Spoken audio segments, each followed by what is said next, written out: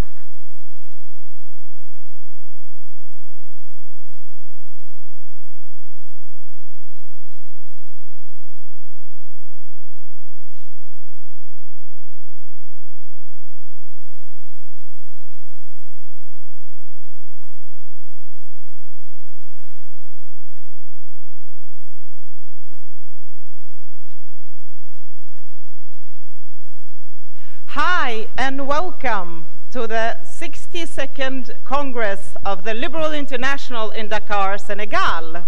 Your Excellencies, Ministers, Mr. President Julie Monovis, Mrs. Deputy President Hakima El-Haiti, dear delegates, member of the bureaus, it's an honor to welcome you to Dakar. I would like to give the floor to Mr. Omar Youm, one of the organizers of this Congress and Chief of Cabinet for the President of the Republic. Thank you very much.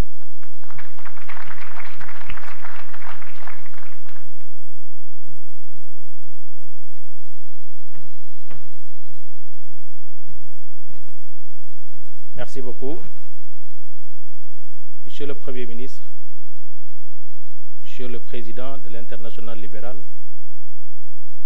chers libéraux et démocrates d'Asie, d'Europe, d'Amérique du Sud, d'Amérique du Nord, du Moyen-Orient et bien sûr d'Afrique, chers collègues, chers amis.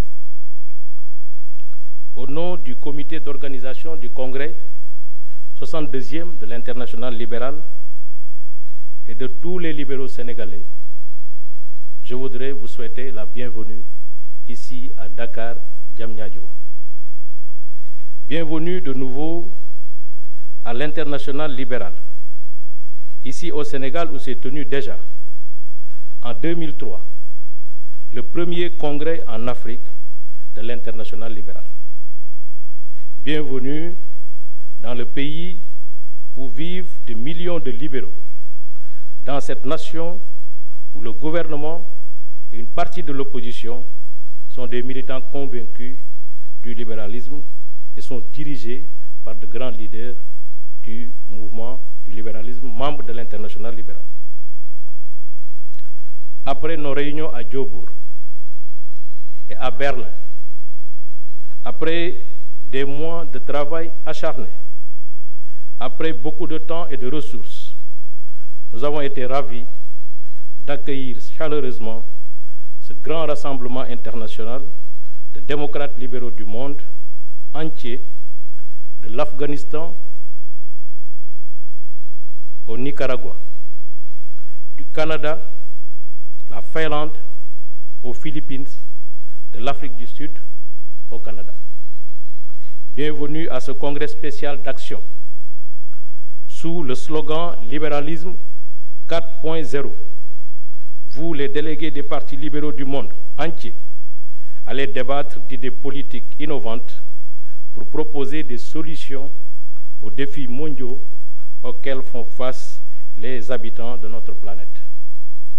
Lors de ce congrès, nous discuterons de l'action politique des libéraux sur la base du manifeste libéral pour le XXIe siècle, que nous avons adopté récemment à Andorre sous la présidence éclairée de notre ami le président Juli Minaves.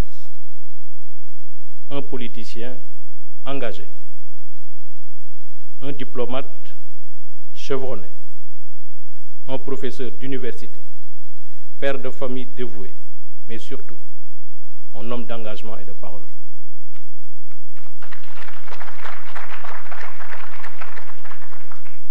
Un homme de parole parce que lorsqu'il s'est engagé sur l'invitation du président Macky Sall à tenir le congrès ici à Dakar, il n'a jamais varié avec bien sûr les membres du bureau dans cette option.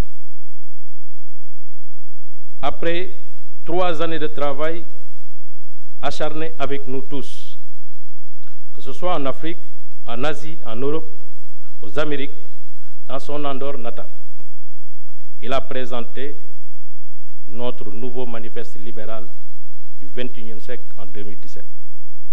Au Sénégal, avec l'APR, nous entendons honorer demain ce travail remarquable, ce leadership affirmé, pour que désormais notre parti soit le premier parti au monde militant du libéralisme à s'inspirer dans ses statuts du manifeste d'Oxford 1947, mais aussi du manifeste libéral de 2017 qui seront inscrits dans les statuts de notre parti.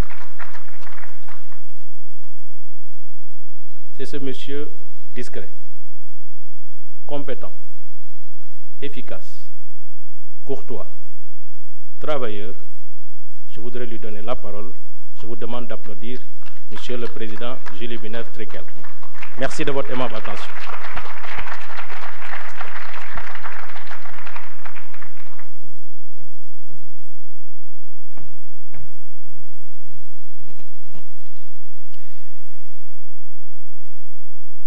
Monsieur le Premier ministre, Monsieur le ministre, vous avez dit beaucoup de belles paroles, merci beaucoup, je vous remercie. Mais vraiment, c'est un travail d'équipe que nous faisons à l'Internationale libérale au jour le jour. On ne pourrait pas faire d'autrement. Mesdames et Messieurs les ministres, Mesdames et Messieurs, je suis particulièrement ému d'ouvrir formellement le congrès, ce 62e congrès de l'Internationale libérale à Dakar, au Sénégal, dans ce beau continent africain. Ce n'est pas ma première fois ici. Le libéralisme a des racines profondes au Sénégal, avec 3 partis membres de notre internationale et une histoire de lutte pour la démocratie et les droits de l'homme. L'Afrique est un continent de grande opportunité. L'histoire du continent rejoint l'histoire des vicissitudes qui ont affecté les êtres humains depuis le début de leur histoire. L'Afrique a subi l'exportation d'esclaves, le colonialisme, les partis uniques, la corruption, les difficultés de développement, des crises sanitaires telles que l'Ebola et des conflits ethniques atroces tels que le génocide au Rwanda. Pourtant, une aube libérale soulève beaucoup d'espoir. Une soif de liberté et de croissance en Afrique de l'Ouest, en Côte d'Ivoire, au Sénégal, en Guinée ou en Afrique du Sud, avec la Democratic Alliance, qui se répand dans beaucoup d'autres pays du continent ici représentés, nous interpelle, nous libéraux du monde, et nous fait réfléchir aux solutions que le libéralisme propose pour le développement des peuples. C'est pour cela que notre premier congrès, depuis l'adoption du manifeste libéral d'Andorre, a choisi le thème libéralisme 4.0, afin de commencer à agir dans un contexte de modernité sur les préceptes du manifeste libéral d'Andorre que vous avez cité, Monsieur le Ministre. Le sénateur Gazoliba a rédigé une note sur ce sujet où il met l'emphase sur l'éducation et l'adaptation numérique, les inégalités sociales, la décentralisation des décisions et des projets, les questions migratoires et le changement climatique. The OECD and UNDP remarked that between October 2010 and September 2011 alone, severe droughts in East Africa caused 50,000 fatalities and touched 13.3 million people, and that by 2050, adaptation costs could rise to US dollars 35 billion per year and up to US dollars 200 billion by 2070. It is befitting our organization that in this Congress in Dakar, we will formally establish the LI Climate Justice Committee, and I salute the work of the Deputy President and incoming President Hakima El Haite in helping us put together this important element of our global liberal strategy. As President, I have traveled the world for LI. When working on the draft of the Andorra Liberal Manifesto together with Karl-Heinz Paquet, I heard many different voices in different continents from our many partners of what liberalism means. One issue that I would highlight as essential in our philosophy is that of equality of opportunity. As liberals, we want our children, no matter where they are born and raised, to have access to education and health in order to thrive and make their free choices for their fulfillment in life and contribution to the progress of all. Like many classical liberals, I view education as crucial. I know that my successor wants to make this one of her priorities at LI, and I stand with her. Mesdames et messieurs, le travail de l'internationale libérale ne se fait pas seulement dans les salons des puissants de ce monde. Il se fait dans les prisons, où des innocents sont détenus de façon arbitraire pour leurs idées ou pour leur lutte contre les injustices. Il se fait dans les médias et dans les rues. Je me souviens de ce comité exécutif à Hong Kong, n'est-ce pas Hans, où on était ensemble et on est sorti dans les rues en protestant des gouvernements despotiques. Nous devons redoubler d'énergie, chers amis, pour contrer les objectifs des autoritaires, des fondamentalistes et des populistes qui veulent abattre la démocratie et le respect des droits des hommes et des femmes de vivre en liberté. C'est une lutte sans merci que nous engageons aujourd'hui à Dakar. Je vous remercie.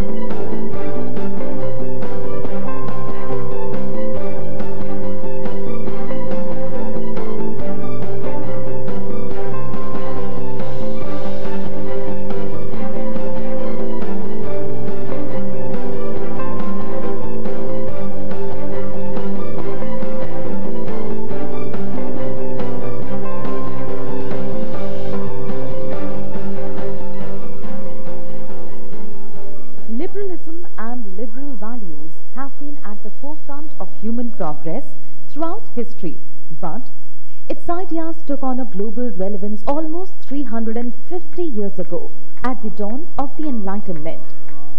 Also known as the Age of Reason, the Enlightenment was an intellectual and philosophical movement that dominated the world of ideas, forming the philosophical basis for much of what we understand as the primacy of the individual in society and the containment of the arbitrary use of state power. The ideas of great liberal figures, including John Locke, Jean-Jacques Rousseau, Immanuel Kant, and Thomas Paine, demanded the rights of the individual, equality of all men, and that legitimate political power be representative and based on the consent of the people. The Enlightenment was marked by an emphasis on the scientific method over traditional orthodoxies, helping to pave the way for the second generation of liberalism. For people supportive of liberal values, the Industrial Revolution marked a major turning point in history. Trade and commerce were the twin catalysts that brought people of differing nationalities and religions together, sometimes in ways liberals would not have wished, but all the same facilitating a transfer of knowledge and wealth, dramatically increasing the pace of human development worldwide. Today, many liberal governments and opposition parties are locked in a battle to ensure that the proceeds of industrial advancement are fairly redistributed and that the full potential of the automation age is harnessed. In the wake of the Second World War, the pursuit of narrow nationalist self-interest gave way to the universality of the individual and the respect for and protection of human rights. With the philosophical and economic foundations of liberalism defined, liberals of the world sought to create a coda, a set of essential rights applicable to the peoples of all nations. Drafted by representatives with different legal and cultural backgrounds, the Charter enshrines the rights of individuals, outlining protections from arbitrary arrest to freedom of religion. Liberal International has long fought around the world for values contained in the UDHR, in particular today when the 70-year-old agreement is being threatened by a new era of strongman leaders. In the 21st century, liberal values developed over hundreds of years are under threat from populist nationalists, but armed with the Andorra Liberal Manifesto, Liberal International has a response. Liberals believe that some of the most innovative solutions to the world's problems come from the ground up. Together, at this 62nd Congress of Liberal International, we will focus on the potential for local-level answers to address the challenges faced by global actors. From climate justice to fighting for imprisoned liberal leaders, and celebrating the 70th anniversary of the UDHR, we will work together to implement a bright liberal future.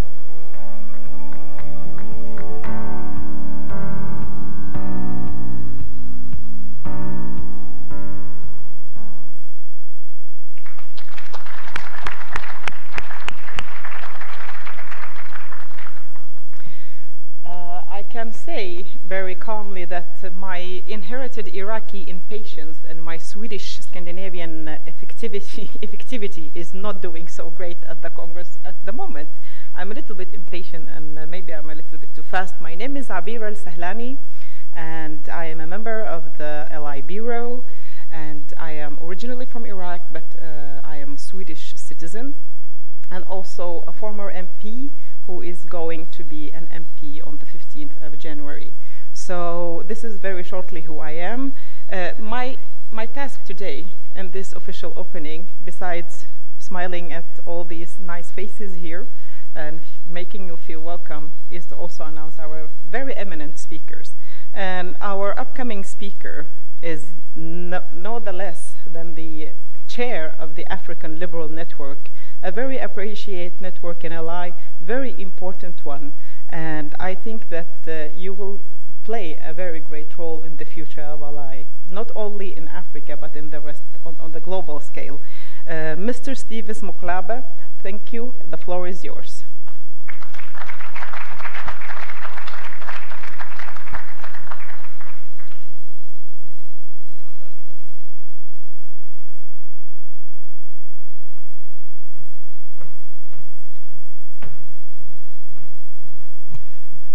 Thank you very much, Liberal family.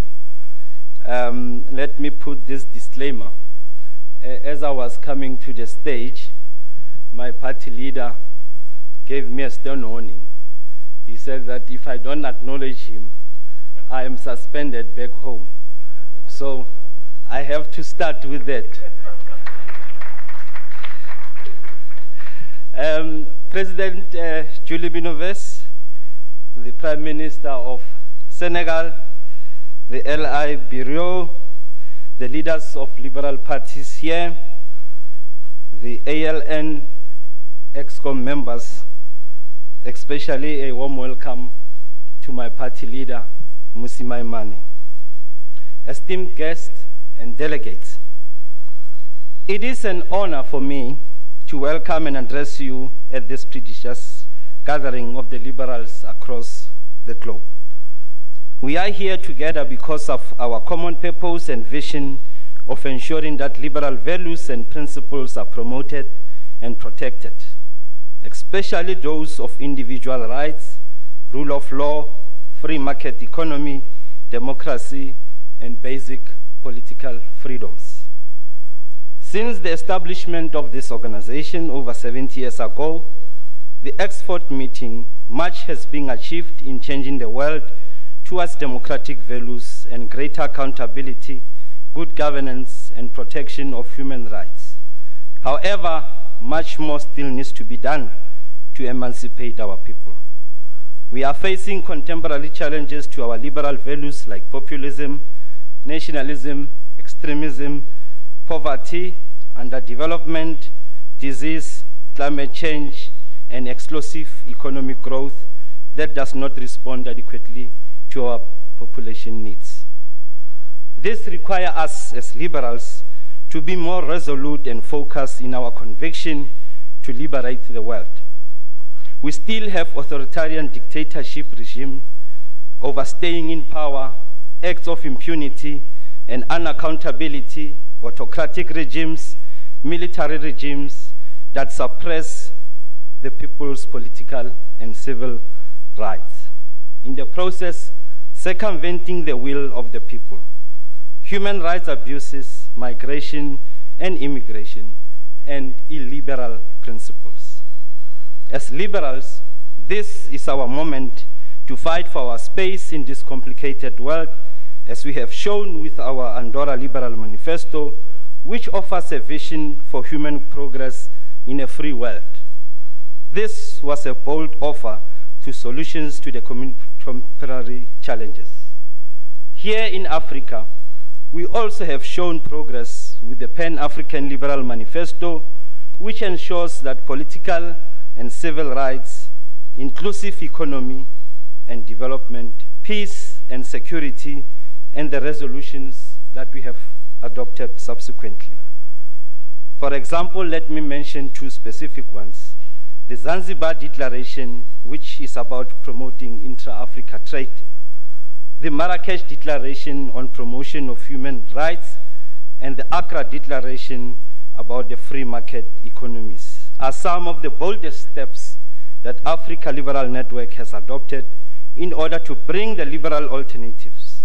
We are proud of our liberal governments here in Senegal under the President Macky Sall, and in Ivory Coast under President Alassane Ouattara, who are part of the fastest growing economies in the world, showing that liberal governments can deliver.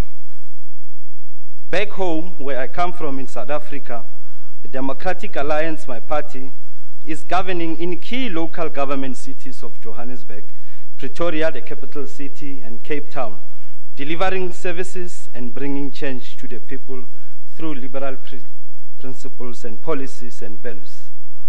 The 62nd Congress of Liberal International offers us a platform as liberals to discuss and reflect on the state of the world democracy today. While we observe that the superpowers are declaring trade wars and unilateralism approaches to international affairs, we need to ensure that we promote and encourage multilateralism and consensus-building approach to international affairs. Most importantly, we must strengthen international institutions for common good of our humanity. In conclusion, dear esteemed delegates and guests, I wish you all successful deliberation and adopting of progressive resolutions to respond to the modern challenges and put liberalism at the center of the solutions to emancipate the global issues. Welcome to the land of African liberalism. I thank you.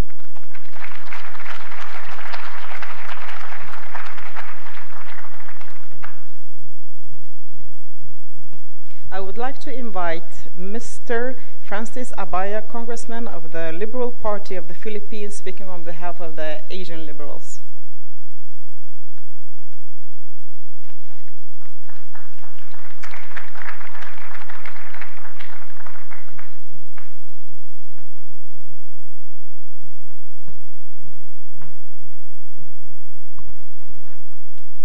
Greetings to Prime Minister Mohamed Dion, Julie Minos, and my fellow liberals.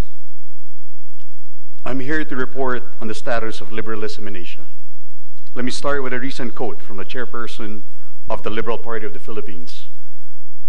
At the 8th Council of Asian and Liberals and Democrats Summit last November 18, our Vice President Leni Robredo said, "At this point in time, it is critical that those of us who aim to preserve these tenets of liberalism should restore people's trust in them." Her call to restore people's trust in liberalism presupposes this trust in the principles of freedom and equality. Principles that uphold peace, human rights, democracy, and freedoms of speech, the press, and religion. Principles that emerge from the Age of Enlightenment.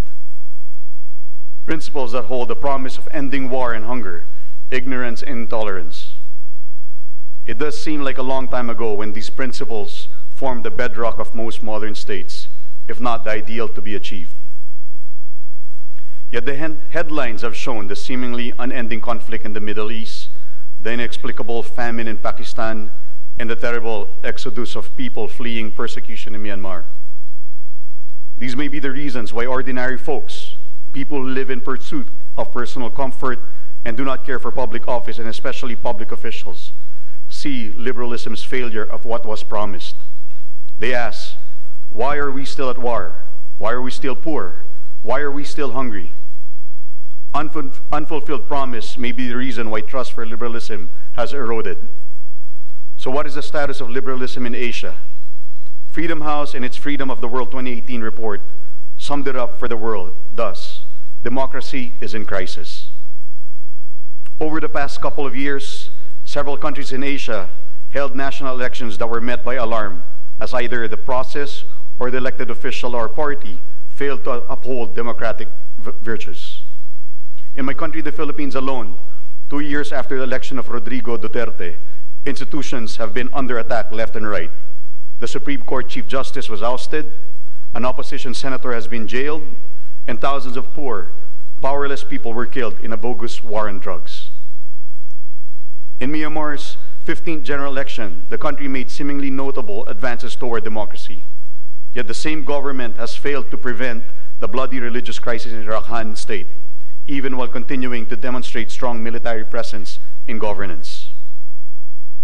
In Thailand, the military junta continues to postpone promised elections, with the February 2019 schedule being the 6th promised date.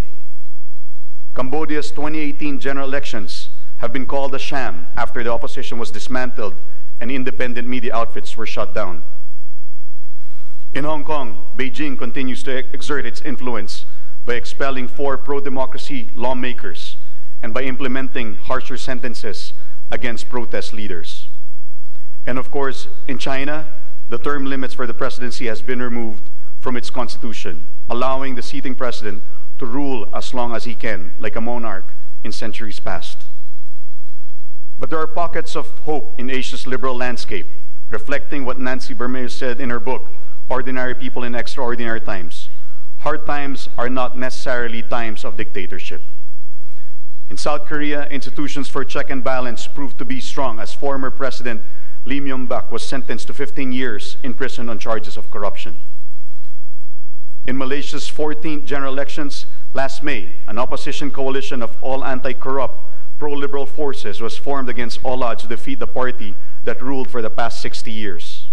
And the goal, as the returning Prime Minister Mahathir Mohamad said, is not to seek revenge, but to restore the rule of law. That same month, a successful transition of power occurred in Timor-Leste, as the opposition coalition was able to win enough seats to form a majority government. An unnamed senior official of the opposition again clearly articulated liberalism's democratic principles with these words: "This victory is not a gift, but it is a mandate that people give us to work for them." Thus, we continue to fight for freedom, for peace, for equality, for the people, for the future, and for our children. In conclusion, I quote another stalwart from my party in the Philippines, Liberal Party of the Philippines President Senator Francis Pangilinan, said, "In this post-truth, volatile and complex reality, we fight together trolls, fake news, and lies with a clear and convincing vision of the future, with relentless and dogged determination, and with the truth told 1,000 times. Indeed, that is our marching order." Thank you very much. Welcome to LA. Maraming salamat po.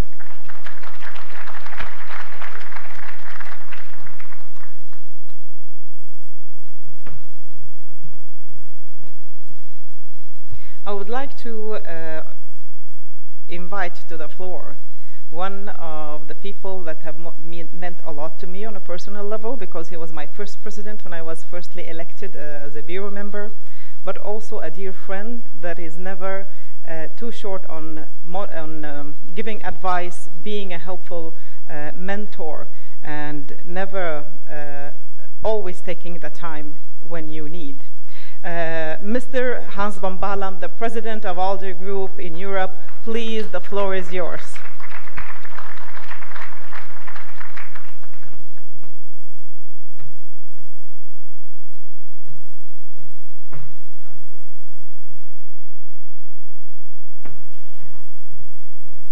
Dear friends, it's an honor to be here in West Africa and Senegal, because Africa is the continent of hope, and we work as Europeans closely together as European Union with the African Union. And we see so many new faces in governments in Africa. And I'm very proud also that from South Africa, Mmusi Maimane is here, because he brings hope to Africa, to South Africa, to the region. Because what we need is a liberation from the liberation movements. We need new democracy, and Africa is leading the way. We see the same movements in other continents. We see regression, but we see also movements ahead in Latin America, in Asia. And if we look at my own home, Europe, let me see the liberals. 20 years ago, we would have not one prime minister. Yeah, maybe Guy Verhofstadt. Now we have eight prime ministers leading the way. We have 5 commissioners, and we have elections for the European Parliament to come in May. And we want to win as liberals. We don't just want to be nice people, reasonable people. We want to win, do away with the domination from the left or the right. And we have decided to go together with En Marche, that's the political movement of President Macron of France. Because together inviting other allies, we can be the number 2 or the number 1 force in the European Parliament. And that means that Europe becomes progressive, democratic, and not bureaucratic and Christian democratic. That means that we will harder work with you in Africa, in Asia, in Latin America, and also in North America, because we have our great friends of Canada who are represented here as well. We recognize them as really progressive liberals, and let's together also help the United States to have a change of government, a democratic one, a democratic president. So what I hope is hope for the world, hope for liberalism, and again, Mr. Julie Minovas, President, and Deputy President Hakima Ahete. We go forward together. Thank you.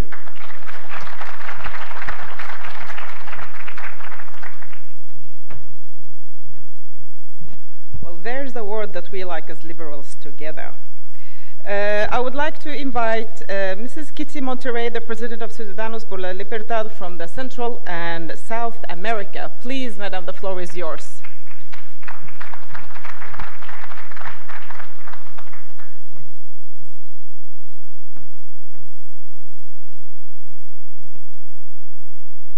It is an honor to be here today, representing liberals of Latin America, and on their behalf, I welcome you to the 62nd Congress of the Liberal International.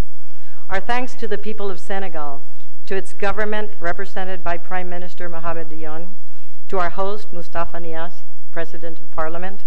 Thank you for your hospitality and for sharing your culture as well as your solid democratic traditions forged in only a few decades of independence.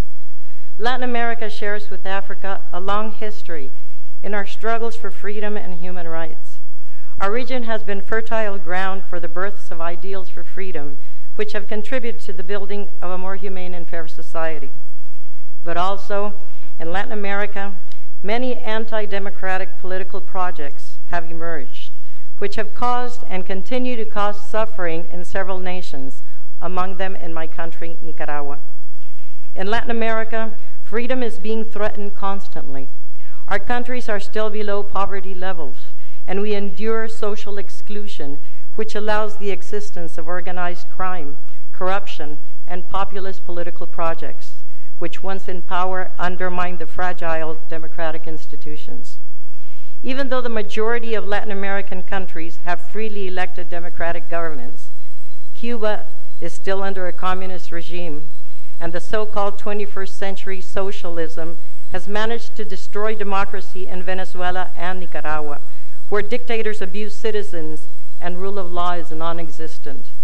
We are now living under the worst repression of the past decades, with hundreds of people killed, hundreds in prison, and thousands in exile. Human rights are violated on a daily basis. As Latin American liberals, we must work together to solve, among other issues, the current migration crisis that affects our region, as people flee from their homelands in search for freedom and better opportunities. And to do so, we must ensure democracy is restored through free and fair elections, especially in Cuba, Venezuela, and Nicaragua. To achieve this, we are counting on your solidarity, but also be assured that we have much to give towards a united world effort in securing open societies based on political and economical freedom as the only path towards prosperity. I am positive that during this Congress, we will be able to exchange experiences. We will strengthen our common goals, and we will coordinate our strategies in order to overcome the multiple challenges we encounter in every one of our countries. Along with all Latin American liberals, I hope that the flame of liberty that we light today in Dakar remains with us and guides us all, men and women, with the same conviction of the signatories of the Oxford Manifest, so that we may all contribute in reaching prosperity and freedom. Thank you very much.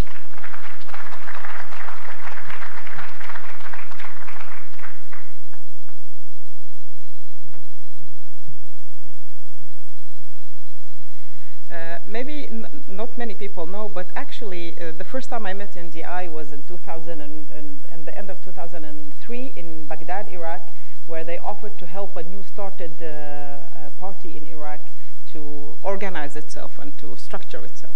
And they helped us also in the campaign, the upcoming campaign for the first Iraqi parliament. And we actually won. So it is with great pleasure that I would like to invite Mr. Kenneth Wallach, the past president of the National Democratic Institute. Please, the floor is yours.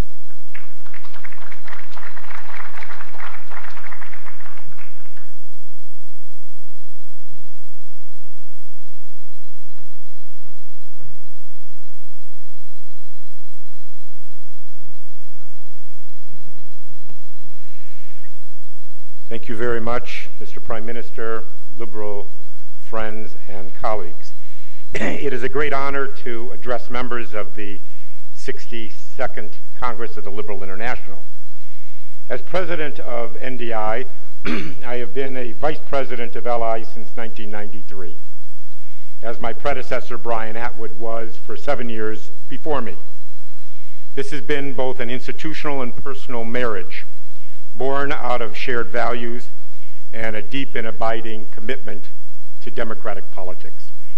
This is my 8th Congress, including the last gathering in Dakar 15 years ago.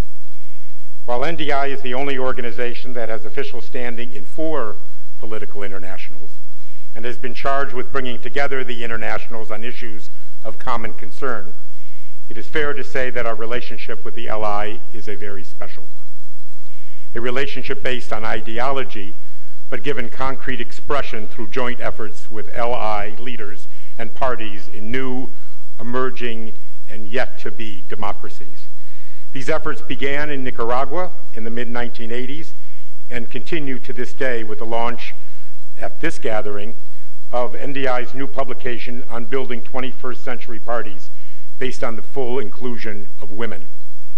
We have also worked together to confront the scourge of physical and psychological violence against women in politics.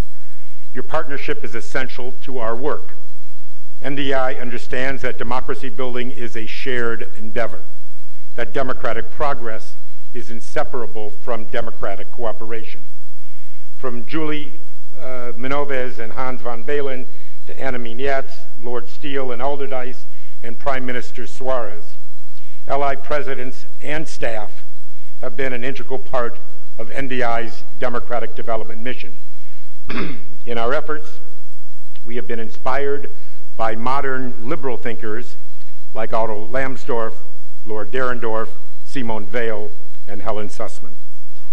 The late Senator Al Graham from Canada and LI patron John Alderdice and Anna Mignetz deserve special mention because their work with NDI at times was almost a full-time job with no pay, but I would add many benefits. Our partners, political parties, parliaments, governments, and civil society in dozens of countries around the world have benefited measurably from their experience, their expertise, and their leadership. And we have stood behind and partnered with many of the parties in this room. In September, I stepped down as president of NDI after 32 years at the Institute. It was not an easy decision, but I figured that every organization deserved a new generation of leadership after a third of a century. One of my regrets, however, was turning over my position in LI.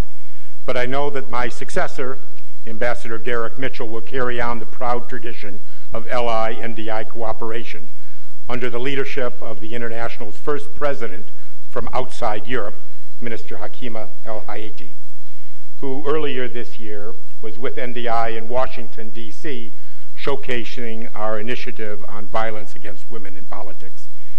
And with Minister Hayati at the helm of LI, with Gordon Mackay as Secretary General from Southern Africa, and with this conference in West Africa, this is what I would call in LI context, in horse racing, an African trifecta. Some would say an African takeover in LI, which is also a good thing. Given my impending retirement, I have been over the past year in a reflective mood, at a time when we are living in a period of so-called democratic recession. I remember vividly speaking 21 years ago in Oxford, England, on the occasion of the LI's 50th anniversary. My remarks then were replete with quotes from Isaiah Berlin, who had died only weeks earlier. It was not quite an end of history speech, but I was an unabashed optimist, asserting that the free market is more established, that democratic institutions are more entrenched, and that autocrats are increasingly isolated. My real concern at the time was the dangers of the international community focusing its attention on the development of civil society to the exclusion of political parties. I called this an obsession. I argue that without parties that transcend both time and space, the door is opened to individuals who will ignore the institutions of government, especially a system of checks and balances, and the respect for the rule of law, While parties are not perfect, no other institution can serve as well to impede government by fiat, government by mob, government by strongman. I said there must be a call to action by liberals, social democrats, Christian Democrats, and conservatives to rededicate ourselves to renew and modernize our parties and to educate the international community on the need for party building to be a priority on the development agenda. 2 decades later, I remain an optimist, but an optimist who worries a lot. Every recent study, as has been mentioned earlier, chronicles more than a decade of decline in political rights, civil liberties, and global freedom. They point to a retreat by the U.S. of its traditional role as a champion of democracy, the expansion of China's and Russia's anti-democratic influence, a rise in the right-wing populism in traditional democracies, and continued repression in non-democratic places. However, if one looks at a broader span of history, the news is not always that gloomy. When I joined NDI,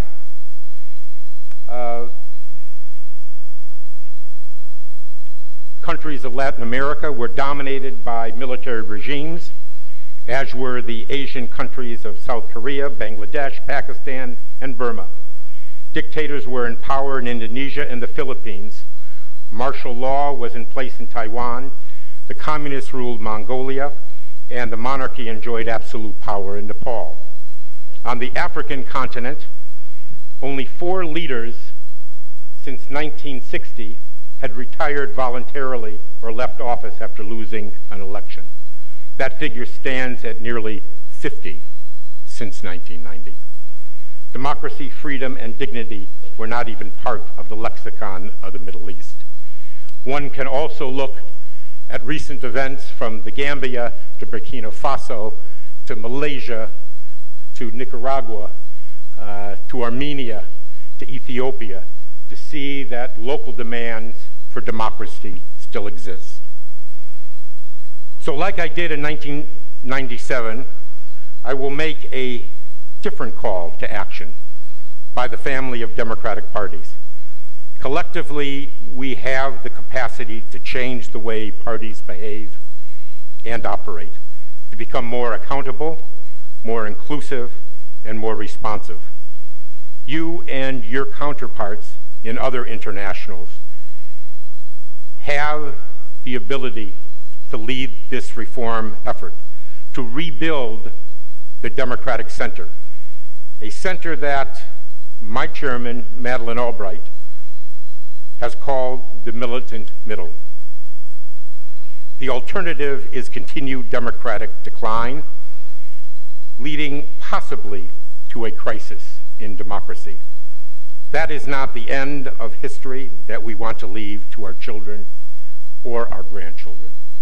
I bring you warm wishes from NDI's new president, Derek Mitchell, and to NDI's longtime chairman, Madeleine Albright, and I thank you very much for decades of close cooperation.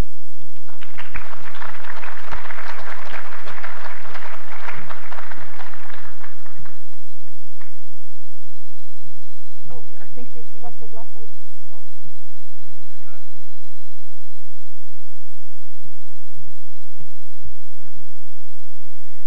Mr. Mohanad Leisner, the Secretary General of the Mouvement Populaire from Morocco, is invited to take the floor and address the Congress. The floor is yours, Mr. Mohanad.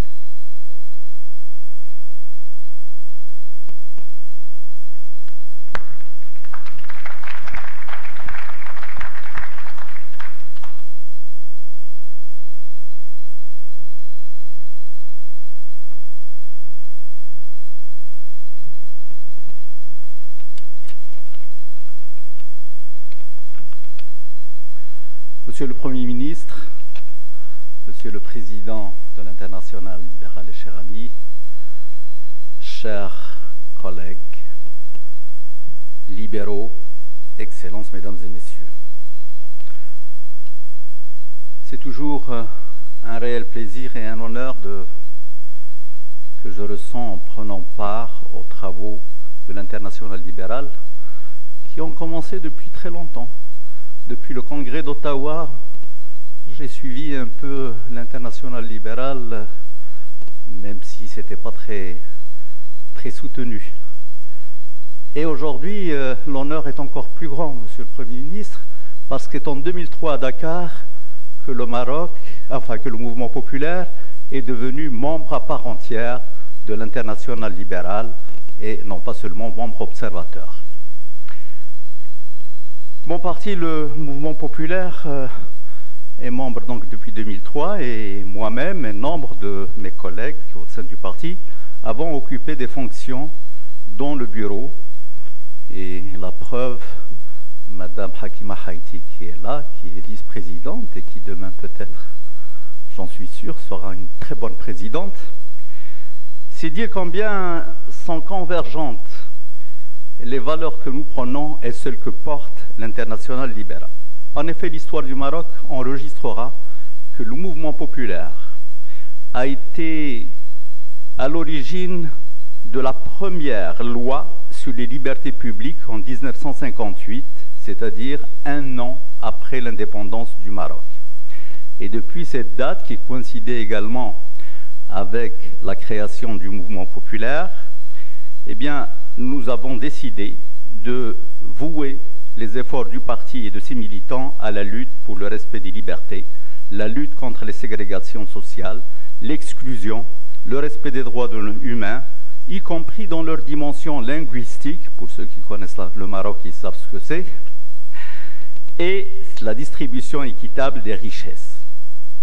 Pendant toutes ces décennies, nous avons défendu les populations les plus vulnérables, celles exclues par le cloisonnement dans les montagnes ou desservies par leurs appartenances linguistiques et plongées en tout cas dans l'analphabétisme et la pauvreté. Aujourd'hui plus qu'hier, l'adoption du manifesto d'Andorre, dont nous félicitons l'Internationale libérale et nous nous félicitons également, est une joie pour nous et un encouragement effectivement de plus de renforcer notre place au sein de la famille libérale.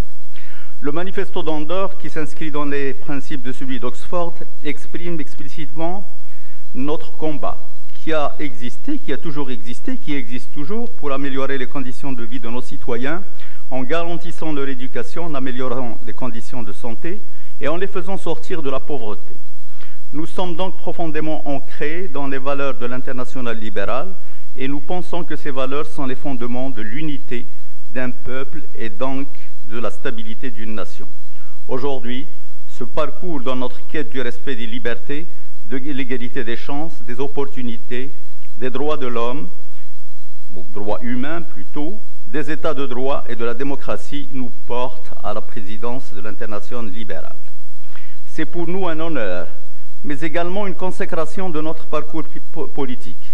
Mais au-delà, c'est aussi un acte à inscrire à l'actif de l'Internationale libérale, car c'est tout le continent africain qui voit ses efforts et son combat politique reconnus.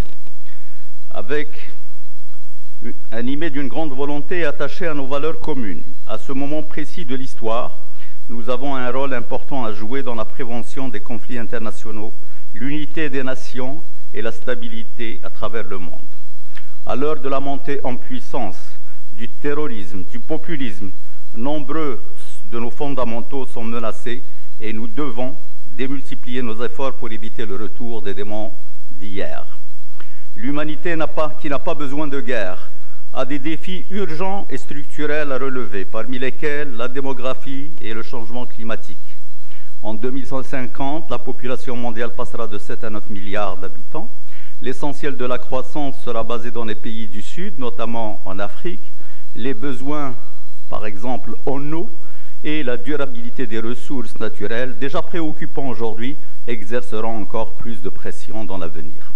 Si nous ne développons pas de stratégie à long terme pour être au rendez-vous du développement, nous pouvons nous attendre à plus de pauvreté, de migration et d'insécurité. Les changements climatiques, et je sais que c'est un sujet qui fait partie aujourd'hui des priorités de l'Internationale libérale, nous interpellent. Je ne suis pas un spécialiste du climat, Mais je sais que la lutte contre les changements climatiques appelle à une transformation globale de nos sociétés et de leurs comportements. Une révolution dans nos modes de consommation, dans nos modes de production et par conséquent dans nos choix stratégiques et nos choix politiques. Je n'ai aucun doute que le comité de justice climatique dont vous allez entériner la création par le 62e congrès aidera nos partis libéraux à enclencher ces transformations dans leurs pays respectifs. Je voudrais terminer en disant que ce sont toutes ces raisons, et évidemment l'amour également et la fierté que nous portons d'être au sein de la famille libérale, c'est pour toutes ces raisons que le mouvement populaire a nominé Mme Hakima El Haïti pour le poste de présidente de l'Internationale libérale. Hakima est une grande militante politique, mais surtout militante du climat, de l'environnement, de tous ces problèmes qui aujourd'hui nous interpellent. Je ne voudrais pas l'embarrasser parce que son parcours est très riche, aussi bien le parcours universitaire, parcours politique, parcours au sein de cette internationale libérale, défenseuse des femmes. Elle a fait partie plusieurs fois, effectivement, et même présidé la section des femmes de l'internationale libérale. Mais elle a participé activement en plus des responsabilités gouvernementales dont elle a été chargée au sein du gouvernement marocain, elle a participé activement à la COP 21 à Paris et à l'accord qui a été signé. Elle a été vice-présidente au cours de cette COP 21 en 2015. Mais l'année suivante, la COP 22, eh bien ça je peux en témoigner puisque ça s'est passé chez moi à Marrakech, qui est toujours heureuse d'accueillir les libéraux.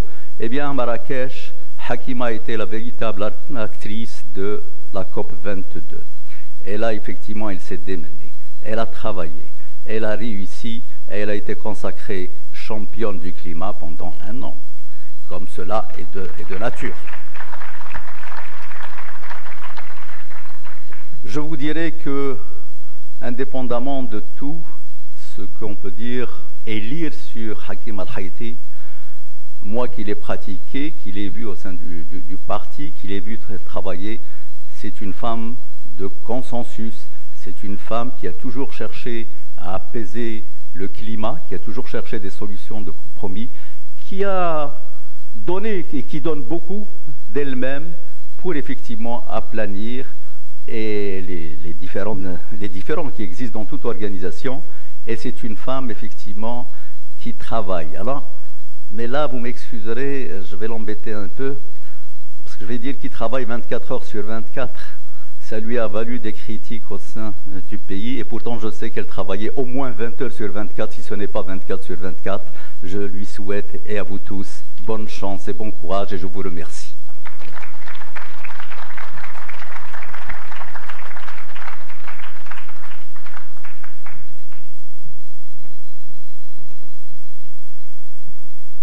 أحب أنه أستغل هذه الفرصة وأشكر سعادة الوزير العنصر لكلمته الجميلة، وأستغل هذه الفرصة والتوجه باللغة العربية للمؤتمر العام للليبرالية الدولية، لأنه الليبرالية أيضا هي عربية. I would like to take this opportunity and thank former Minister Al-Ansar for his kind remarks, and also address the Congress in Arabic, showing that Arabic is not outside, that liberalism is also Arabic, it's not only in other languages. To our keynote speech that we've been waiting for very much and looking for very much indeed, I would like to invite and have the great honor to invite Mr. Prime Minister of Senegal, Mohamed Dionne. The floor is yours.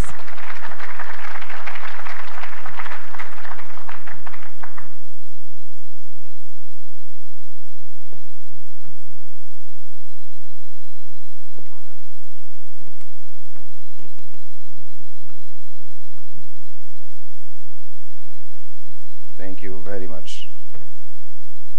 Honorable Dr.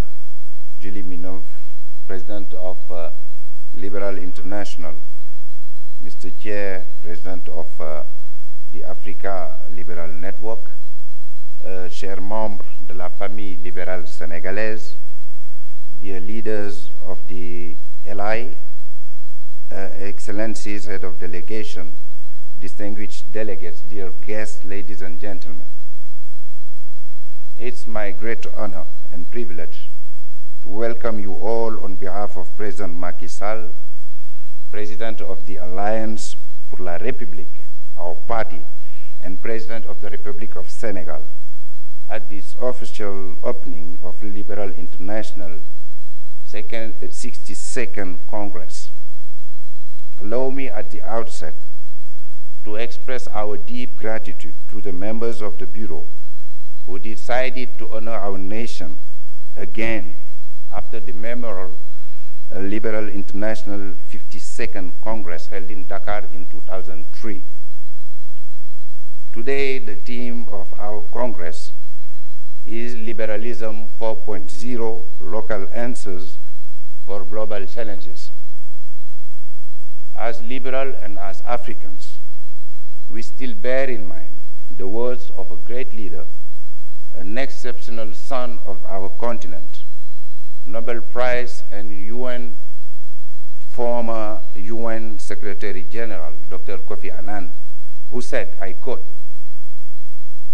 "Let's choose to unite the powers of market with the authority of universal ideas.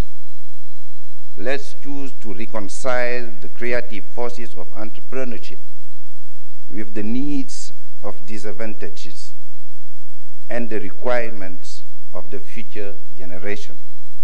End of quote. Unquote. May his soul rest in peace. Mesdames, Messieurs, en vérité, c'est cette conception positive de la liberté exposée ici par le professeur Kofi Annan, celle-là dont parlait Berlin dans sa leçon inaugurale délivrée à Oxford en 1958, qui réconcilie véritablement le libéralisme avec la responsabilité. Ce libéralisme qui est en définitive le libéralisme africain. En effet, que vaudrait la liberté qui fonde notre pacte social et notre modèle démocratique depuis le manifeste d'Oxford de 1947 et qui a été reconfirmé à travers le manifeste d'Andorre, sans la nécessaire responsabilité du citoyen face à la nation. Libre mais responsable.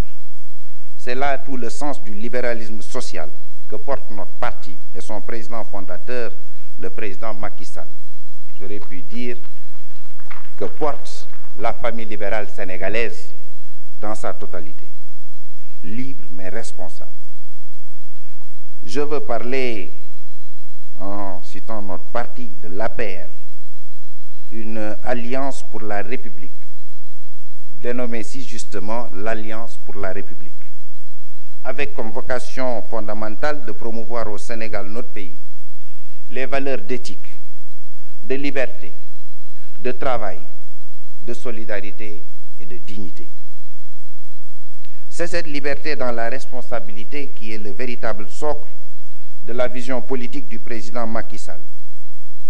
Le soubassement théorique des programmes et réformes de transformation structurelle, économique et sociale portés par le plan Sénégal émergent. Notre projet d'un meilleur avenir collectif à l'horizon 2035. Ce Sénégal émergent que le président Macky Sall est en train de bâtir est et sera un Sénégal de liberté dans la responsabilité, un Sénégal inclusif, uni et prospère, qui donne les mêmes opportunités à tous ses enfants, mais dans le cadre d'un état de droit. Tel un baobab solidement enraciné, ce Sénégal que nous voulons demeure cependant très ouvert et attentif à son environnement, c'est-à-dire le monde. Ce Sénégal que nous voulons par son ouverture s'appuie sur une économie de marché. Il fait face à l'avenir, mais en tournant le dos à la société de marché. Ce Sénégal nouveau est en croissance, une croissance forte, inclusive et durable, avec un taux de croissance économique moyen de 6,6% réalisé au cours de ces 5 dernières années et qui est appelé à croître avec les opportunités offertes par nos récentes découvertes de gaz et de pétrole. Il prend toutefois en charge les imperfections économiques et sociales du marché en s'occupant de ses enfants les plus fragiles, les plus vulnérables. Ce Sénégal nouveau, c'est celui que le président Macky Sall qualifie de Sénégal de tous, de Sénégal pour tous. Bâtir une société libre, prospère et ouverte, élever durablement le niveau de bien-être de la population, lutter contre toutes les formes d'inégalité et d'exclusion, et garantir à chaque Sénégalais ses droits fondamentaux, dont la liberté d'entreprendre et de réaliser son potentiel. Voilà les éléments fondateurs du plan Sénégal émergent. Bienvenue donc au Sénégal en marche. Bienvenue dans un continent en perpétuel mouvement sur la voie de l'émergence et du progrès social.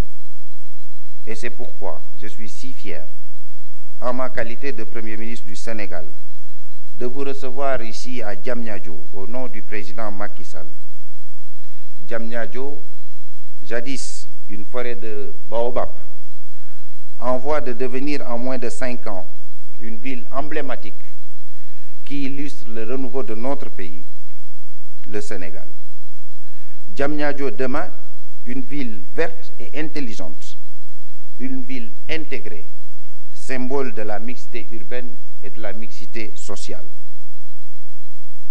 Grâce à la vision politique et de développement du président Macky Sall, notre pays qui accueille aujourd'hui avec une fierté renouvelée le congrès de l'international libéral, au-delà de sa marche vers la modernité, voudrait confirmer également ici son engagement résolu pour la consolidation de l'état de droit et l'amélioration de sa gouvernance politique et économique. Au mois de mai dernier, le Sénégal a été consacré premier pays africain et 4e pays au monde à avoir accompli des progrès satisfaisants dans la mise en œuvre de la norme ITE, l'initiative pour la transparence des industries extractives, une norme mondiale rigoureuse et contraignante visant à promouvoir une gestion ouverte et responsable des ressources minières et pétrolières. Auparavant, le président Macky Sall, dans la réforme constitutionnelle qu'il proposa avec succès à la sanction du peuple souverain en 2016 par référendum, avait pris le soin de mentionner dans notre nouvelle constitution, je cite, « Les ressources naturelles appartiennent au peuple. Elles sont utilisées pour l'amélioration de ses conditions de vie. L'exploitation et la gestion des ressources naturelles doivent se faire dans la transparence et de façon à générer une croissance économique, à promouvoir le bien-être de la population en général et à être écologiquement durable. » Fin de citation. Aussi, fidèle en cela aux fondamentaux du libéralisme social et aux idéaux portés par notre organisation, l'Internationale libérale, le président Macky Sall demeure un militant d'un monde libre mais responsable. Vous me permettrez de relever ici avec vous une de ces décisions phares après les négociations multilatérales difficiles sur le climat, ouvertes depuis la conférence de Paris pour un développement global inclusif et durable. Le président Sall a en effet consacré le droit à l'environnement pour le citoyen dans notre constitution de 2016. Et je voudrais citer le paragraphe relatif à ce droit nouveau dans notre constitution. Je cite, « Chacun a droit à un environnement sain. La défense, la préservation et l'amélioration de l'environnement incombent au pouvoir public. Les pouvoirs publics ont l'obligation de préserver, de restaurer les processus écologiques essentiels, de pourvoir à la gestion responsable des espèces et des écosystèmes, de préserver la diversité et l'intégrité du patrimoine génétique, d'exiger l'évaluation environnementale pour les plans, projets ou programmes, de promouvoir l'éducation environnementale et d'assurer la protection des populations dans l'élaboration et la mise en œuvre des projets et programmes dont les impacts sociaux et environnementaux sont significatifs. Fin de citation. Pour conclure, je dirais donc que le libéralisme 4.0 pour le président Macky Sall, c'est assurément des réponses locales à des défis globaux. Pour la famille libérale sénégalaise, pour l'APR et pour notre leader en ce qui concerne l'APR, le libéralisme 4.0, c'est d'abord la liberté dans la responsabilité au plan individuel. Pour l'APR et notre leader, le libéralisme 4.0, c'est ensuite la liberté dans la responsabilité à l'échelle collective de la nation, grâce à une économie ouverte, mais porteuse de croissance et d'inclusion sociale pour tous. Oui à une économie de marché, non à la société de marché. Pour l'APR et notre leader, le libéralisme 4.0, c'est enfin la liberté dans la responsabilité pour relever ensemble le projet sociétal porté par l'humain dans cette civilisation désormais de l'universel. I wish you all a very successful Congress and assure you of the full support of the President and the entire Senegalese delegation. Au nom du président Macky Sall, je déclare ouvert le 62e Congrès de l'Internationale libérale. I thank you for your kind attention. Thank you. Merci.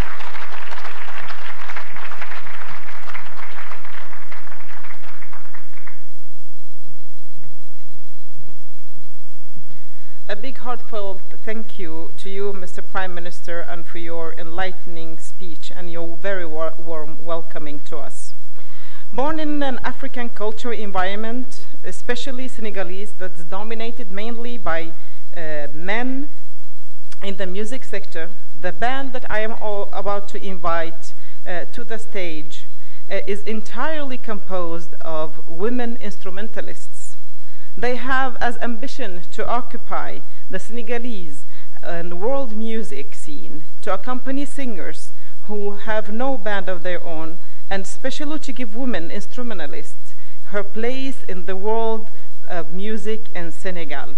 It is my great honor and privilege to invite Jiginini, who are going to sing for us songs empowering women, punching for the women's rights and women entrepreneurs. Please do us the honor.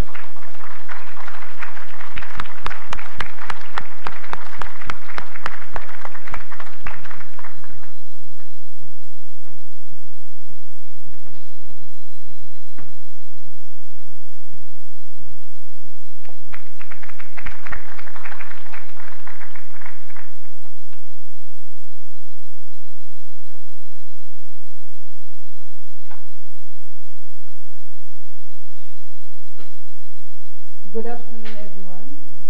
We are pleased to be here. So here is the orchestra beginning, 100% women, preparing for the round setup.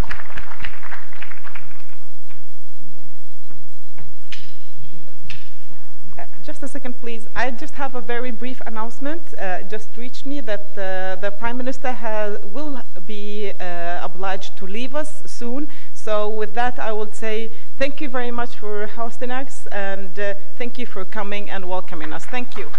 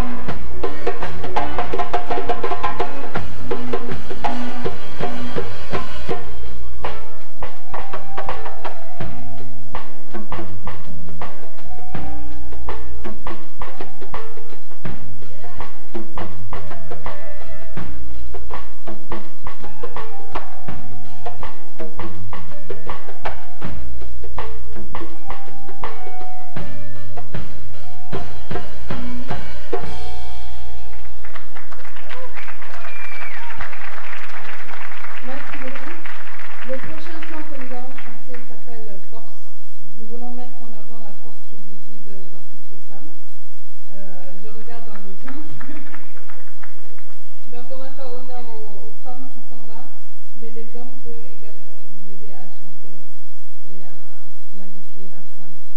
Merci.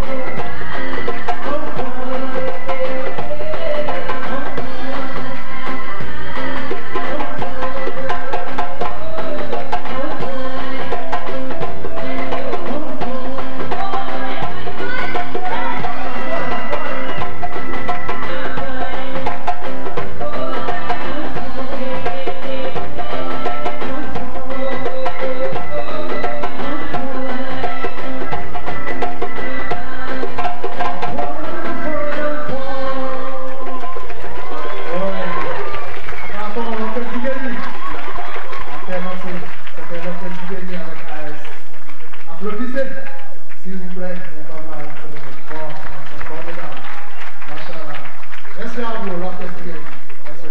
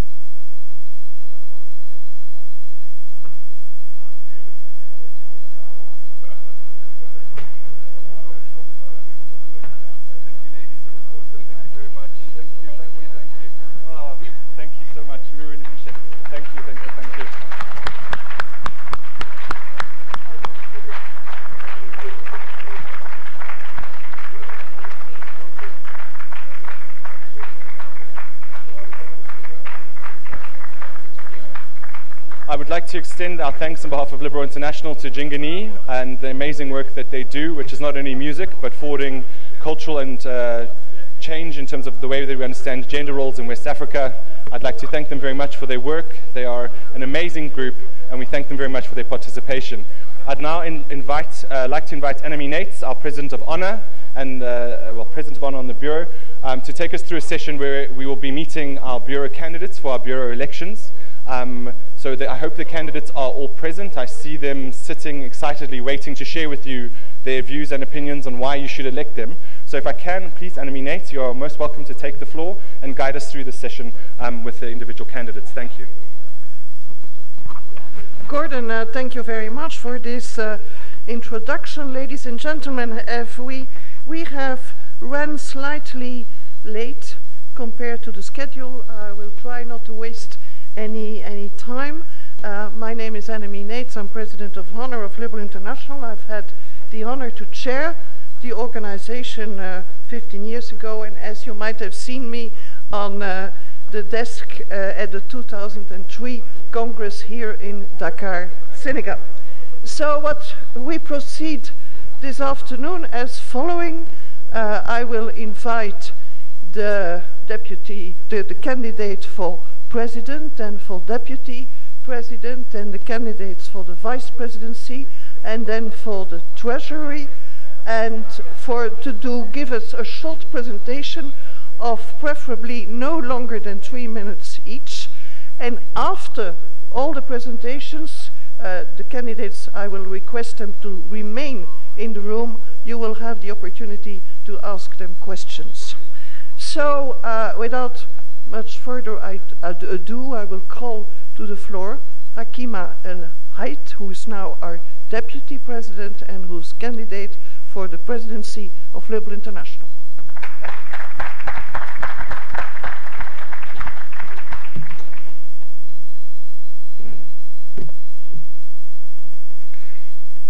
Madam President of Honor, Mr. President of Liberal International, dear friends, I'm delighted today to stand as a candidate for the special position of President of Liberal International. I'm aware that I am the first candidate, non-European candidate in the history of the 71 years of our federation. I will do my best not to disappoint you. Most of you know my biography, and my Secretary General just told you about my political experience. But I would like to tell you that I was also an entrepreneur for 18 years, fighting every day for success. I am a mother of 3 girls, 3 wonderful ladies, and my quest for success was for them. But let me tell you the reason for my desire to be your president today. I'm campaigning because I think that I have the opportunity to achieve changes, or at least participate actively on a larger scale. I'm here because I believe that our values are those that would allow the world to be better and men and women to be more human. I'm here because I think our federation is the perfect tool at this time of history to spread the values of tolerance, acceptance of others, and respect and love. I'm here because my life has been an everyday struggle for freedom, for the status of women, for equality, for equal opportunities and chance. I'm here because my life has been an everyday struggle for freedom, I told it, status of women, equality, and equal opportunity. I learned in the school of life that disappointment, failures, success, and maybe the combination of different factors makes you stronger, more determined, and somehow shape your future. The pollution of the river in my town, my own town, has determined my professional life, and I end up creating the first environmental enterprise specialized in pollution in Morocco and North Africa. My daughters, coming in environments particularly patriarchal, pushed me to marry the cause of women in ~94. The attacks of terrorists, a group of terrorists in Casablanca, which caused many losses, pushed me into the path of politics in 2003.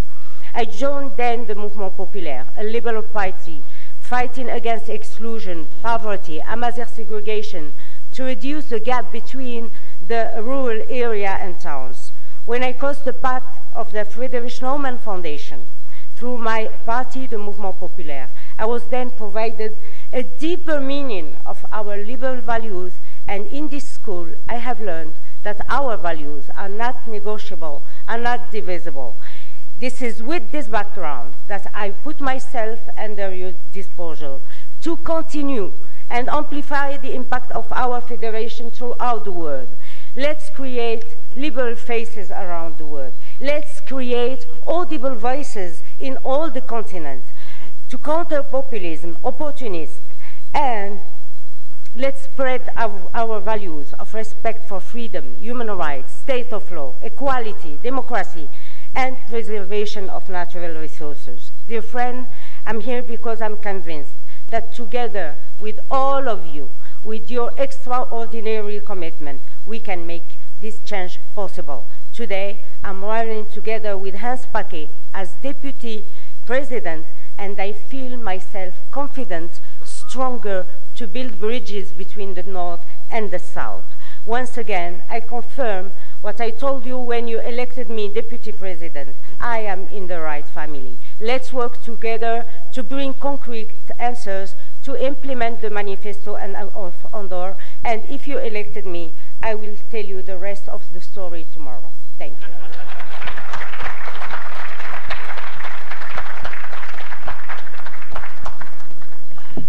Akima, thank you very much for this very enthusiastic and strong speech.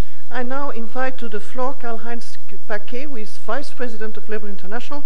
He is a candidate for the post of Deputy President of the same organization, of course. Karl-Heinz.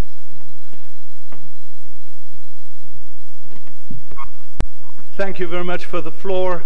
Ladies and gentlemen, dear liberal friends, why do I why am I a candidate for the deputy presidency? Well, my answer is very simple. I believe in liberalism. I believe in progress. I believe in the rule of law, human rights. I believe in the market economy, in social justice, and I believe in international understanding and reconciliation. We live in a time where there are great challenges. There is the rise of populism in the Western world. There is a rise again of authoritarian regimes all around the world. And there is globalization, digitalization, climate change. And the really big question is, how do we meet these challenges in a liberal spirit? And let me say that it would be, for me, an honor and a pleasure to work together with Hakima and the team that will be elected tomorrow, and with you all engaged, passionate liberals around the world for this global task. My main message is that we have to try everything to enable people to individually meet these challenges with the support of reasonable liberal governments who open up opportunity and chances for all individuals to develop their talents and creativity. Now, I'm a notorious optimist. I think we liberals have it in our genes that we are optimists, and we have reasons to be optimists because there have been backlashes in the past, and we overcame the backlashes in the past. And I think that the Liberal Manifesto that we did, that we finalized in Andorra, I have a copy with me. I always have a copy with me, by the way. This Liberal Manifesto gives us a wonderful roadmap to which topics are at the top of our agenda in the years to come. We have 10 demands in this piece, in this manifesto, and in all these demands that we want to collaborate with all our liberal friends to be realized, we do put our energy in, and we want to make them in the years to come, to bring them down to very concrete policy statements. Now, I am looking forward, if you elect me, if you give me the confidence, I am very much looking forward to work with you. I think my biography is known. I'm a professor of economics. I'm a former state minister of finance. I'm president of the Friedrich Naumann Foundation for Freedom. I have been vice president one of the vice presidents in the Liberal Bureau for a number of years now, and I have been chairman of the Liberal Manifesto drafting committee, which was a pleasure to complete together with all my friends in this room. I apply for your confidence and would be very happy if you vote for me tomorrow. Thank you very much.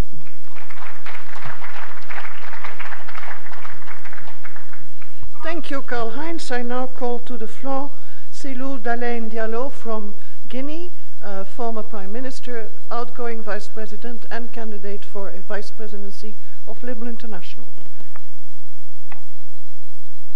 Oh, I learned that he's just slightly delayed. He'll come later on, okay? Then I'll give the floor to Hamid Hamid of Bulgaria, who's also candidate for Vice Presidency of Liberal International. Please.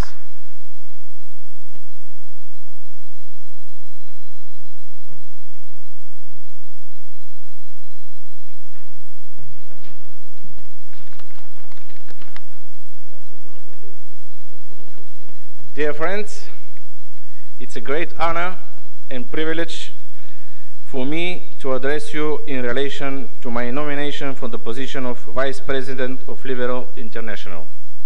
I am very privileged to be part of the Liberal family for many years now.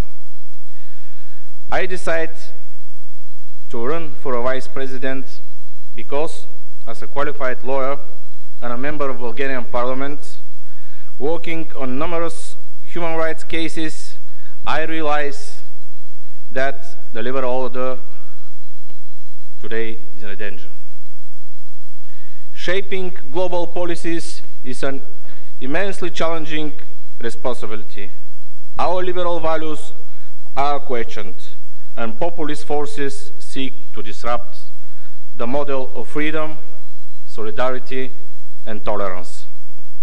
But my friends, the capacity of liberals is unlimited. We must fight for multilateralism and combat the backward politics of isolationism and protectionism. We must defend our liberal values against populism and extremism from Africa to Asia, from the Middle East to Western Balkans, from Hungary to Brazil. Only we liberals have the confidence, the potential, and the vision to set the multilateral global agenda. That's the why in the new Bureau I want to dedicate my work to promote multiculturalism, diversity, and respect for human rights as the only way to fight extreme ideologies. Strengthen Liberal International as well-known and successful political international federation for liberal parties throughout the world that safeguard free, fair, and open societies. Coming from Eastern Europe, which is marked by ethnical conflicts and confrontations, I am completely aware that the principle of tolerance and respect for human rights have to be defended every day. That's the why the Bulgarian liberals feel the great responsibility of nominating me for the position of Vice President of the Liberal International. Therefore, I am asking for your support because it's our duty to spread liberal values, and I will remain committed to fight for that liberal dream of a multicultural and diverse society. Thank you for your attention.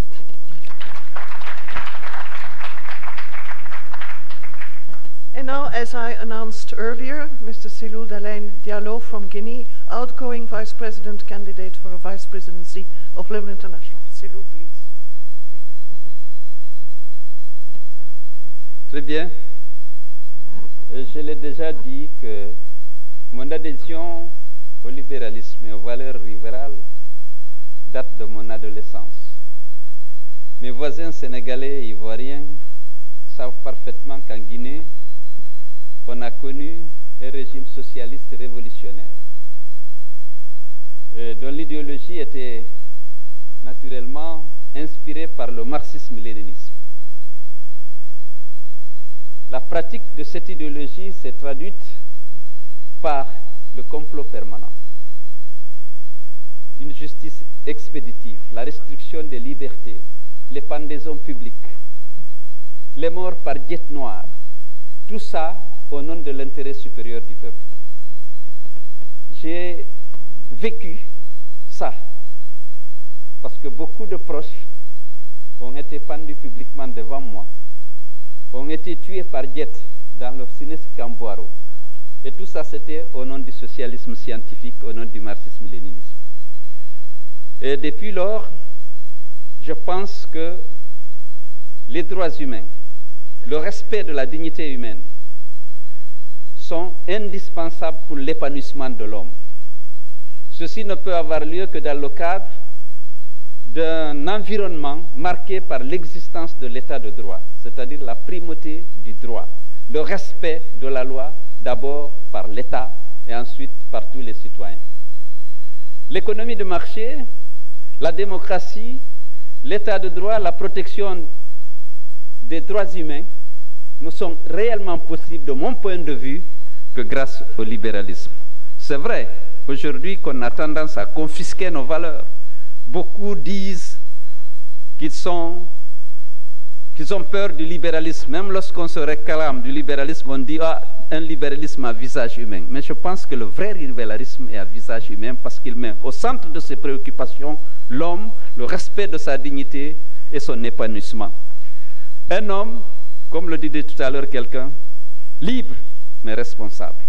Lorsqu'on est libre, on est responsable, on est l'homme qui est capable de construire un monde nouveau où chaque citoyen du monde peut se retrouver, peut s'épanouir en tant que citoyen du monde. Donc, j'ai été élu à Andorre comme vice-président de l'Internationale libérale. Je demande que mon mandat soit renouvelé pour que je puisse participer à la défense, à la promotion des valeurs libérales en Guinée, en Afrique et dans le monde. Je vous remercie.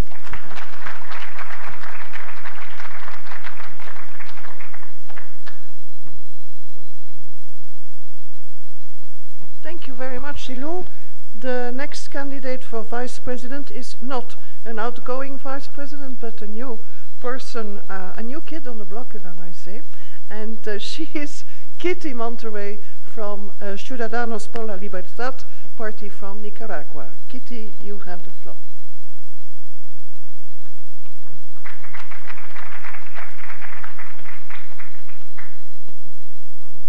Well, once again, I'm going to say that I am honored to be here and to have been nominated as a candidate for vice president.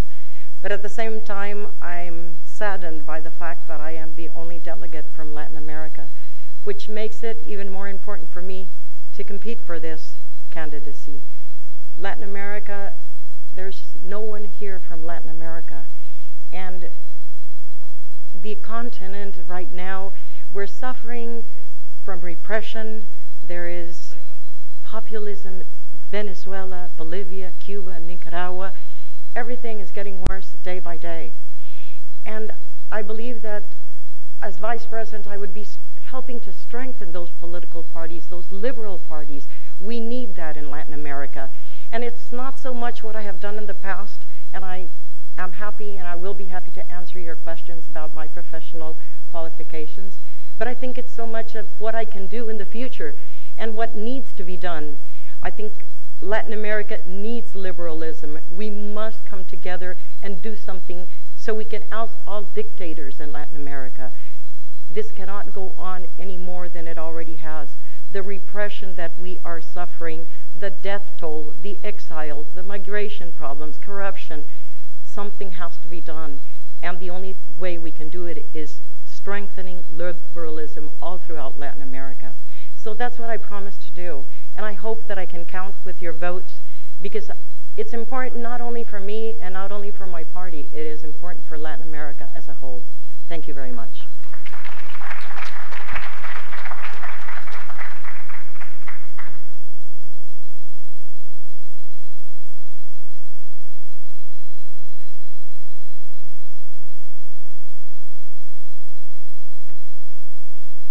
Thank you very much, Kitty. Now the next candidate is an outgoing vice president, and she's standing for re-election as vice president of Liberal International.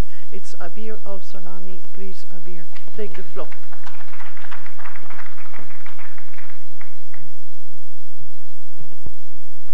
Dear Liberal colleagues, my friends, as I stand here before you asking for your vote in the elections for the Bureau, as a Bureau member for ALAI, it is with great humbleness that I ask for your trust, ensuring you that I will always fight the liberal fight.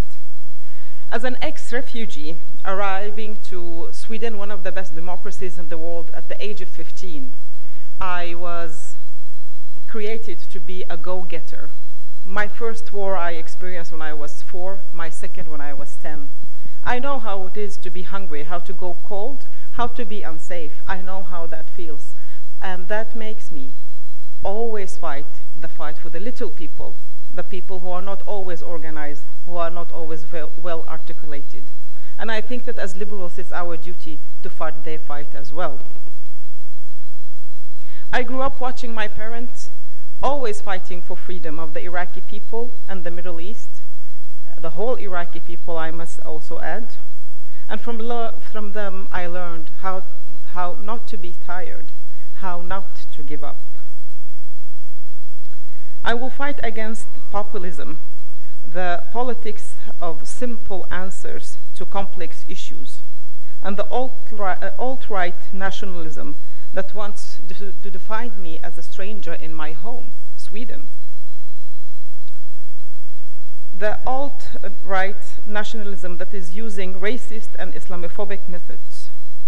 We have to resist the homophobic, anti-Semite, xenophobic, racist, sexist winds that are all sweeping out through all the globe. It is our duty to fight for human rights. And because of that,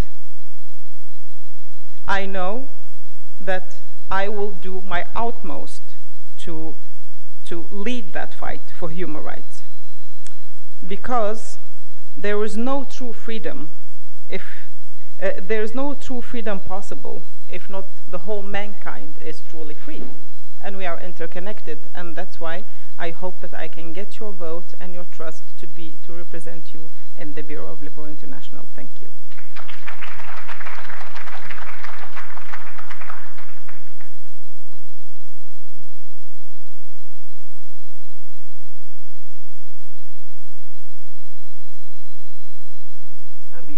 Abir, thank you very much. Now, if you allow me, I'll say a few words about the next candidate in the alphabetical order for the post of Vice President, who unfortunately cannot be with us this afternoon. It is Kiat Sithiamorn from Thailand. He has held the position of Secretary General of the Council of Asian Liberals.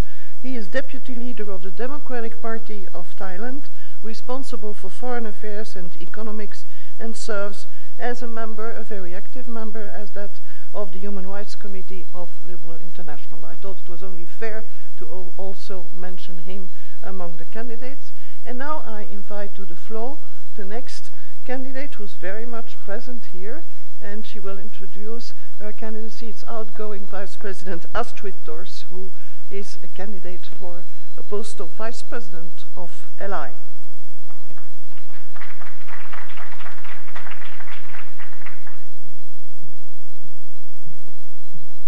Dear friends, chers amis, it's I and my folder who has been put on your benches. Naturellement bilingue, parce que je viens aussi d'un pays qui est bilingue. You have seen some of the items that I want to promote as Vice President, to continue to promote. Because as Kenneth was saying, Francis Abaya, and of course, dear President Julie Minoves, and you, dear Hakima, there is no cause more important today than to work for the liberal values. We have heard so many compelling stories about it. We know that one of the values are based on human rights, dignity of all, but also on rule of law.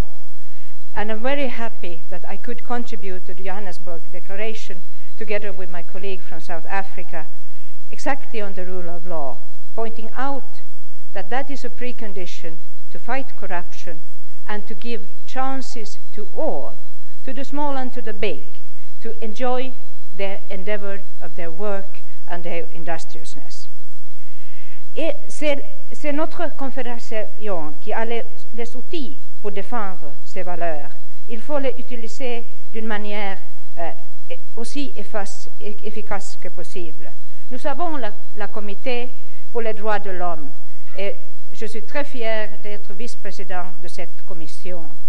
Une commission qui a été établie comme la première commission d'une internationale politique. Et aussi, il faut être donner beaucoup de gratitude à Marcus Löning qui a établi cette commission avec cette efficace. And we know also that combating climate change cannot happen in a world without order, without international convention. And combating climate change is the most important task of our days. Without that, we cannot reach the Sustainable Development Goals. Let me say that in my life outside the Liberal International, if there is such a life, I would say that I work for education and giving a good education which makes young people employable, as I'm chairing a foundation on education. I'm working with arts and culture because I think that art can promote tolerance and can promote peace and can enlarge the minds of people. I'm also a very proud member of the Dag Hammarskjöld Foundation, meaning that I, in the practical work, try to make the organization work for a United Nations as efficient as possible. Finally, or not next final, the avant-dernière, I'm also a member of the Nordic Women Mediators Network, working in the spirit of UN Declaration, UN Resolution 1325. Now we have a newer resolution on young people and peace, but women in and peace, which was the follow-up of one of our greatest Finnish women politicians, Elisabeth Rehn, who drafted the land-breaking report on women and peace, and women at war and peace, together with Sirleaf Johnson of the neighboring country. And finally, environment. I'm also chair of a board and dealing with eco-labeling, because I think that we can do a lot as consumers for the environment. And it's not a question only of climate change. That is the biggest question of our generation. And our children and grandchildren will be very angry if we are not doing what we can do to combat it. And we will do it as liberals. But also, I think we have many, many other environmental challenges, like the dangers at the oceans, like the plastification of them as well. With these examples of my work today, I would like to just say that I would be very honored if you would re-elect me as your Vice President. Thank you for your attention.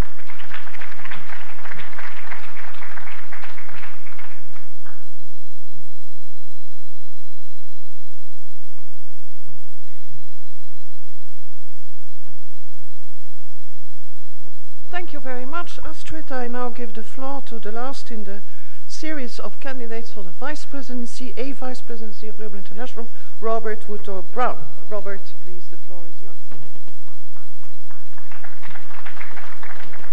I hope last does not mean least in this particular case. I am British, living in London, and I've been on the Bureau since Hans van Baalen became our president back in Cairo. And I'm asking this time for one final session in order to be able to assist the new team led by Hakima and by the new Secretary General in London and with the experience I've had with the Bureau, but in particular I'd like to give her support on areas of which I'm quite familiar, which is especially climate change on the one hand. Climate change is terribly important to me. I'm in fact a chairman of two companies, one dealing with inverse grid systems, and I'll tell you what they are later if you don't know, and of course the circular economy. So this new departure for Liberal International is to me extremely exciting. I'm also very keen on the education issue. I had the privilege of going to a college in London called Birkbeck. Birkbeck gives lectures only in the evenings, which allows people who are working to carry on education, to attain new qualifications, as I did in my 20s, but people go on right into their 90s studying at Birkbeck. And I think there should be a Birkbeck everywhere, because I believe education starts in the cradle and only packs up when you get into your grave. I had the honour for many years also for Liberal International as being their person in London, representing the Bureau, to give support to the staff, and also particularly when visitors come to London from all over the world, they often stop by Liberal International and they like to have a Bureau member who's able to turn up. So I have devoted rather more of my life than I ever expected to Liberal International over the years, and look forward for another 18 months, if you will re-elect me, to continuing to do so. Many thanks.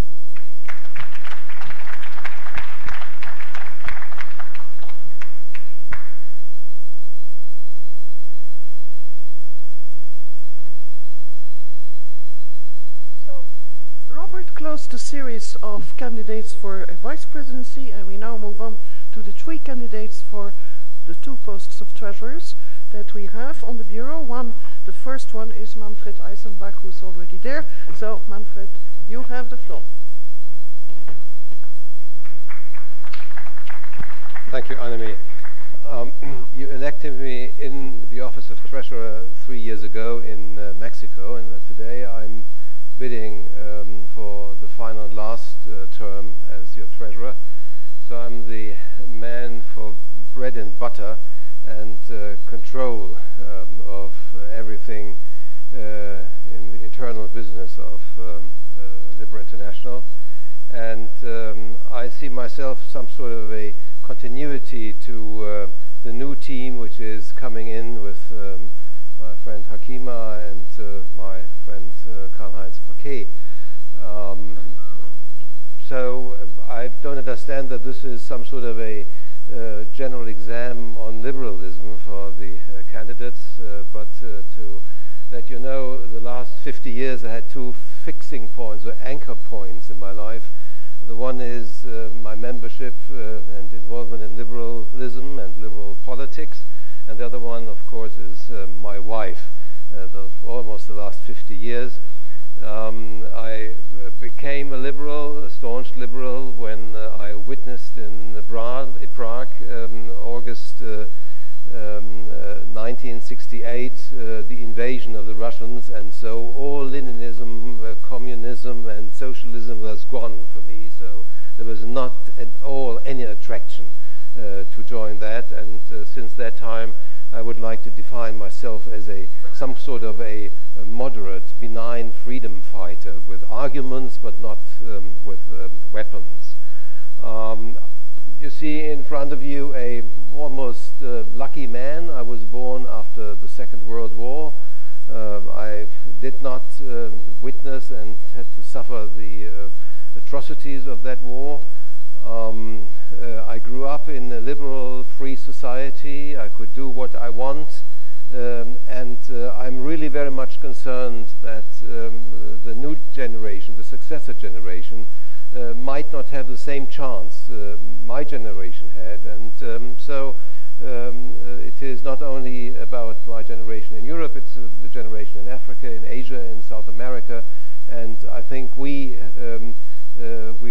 living on the better side of life. We have the obligation to instrumentalize the human right of the pursuit of happiness to everybody in the world. So, as I told you, it is my last term. If you trust in me, then please vote for me. It's a pleasure, and after that, I am happy to return to the audience as the leader of the German delegation, which I'm heading now for ages, and continue my involvement in Liberal International in particular, which started when my old fatherly friend Giovanni Malagodi was the second time president of this organization. So, you see, time goes by.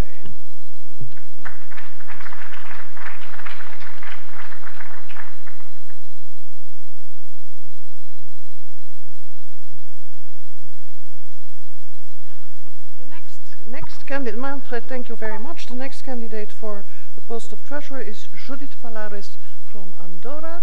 Judith, you are there. Please come over and take the floor.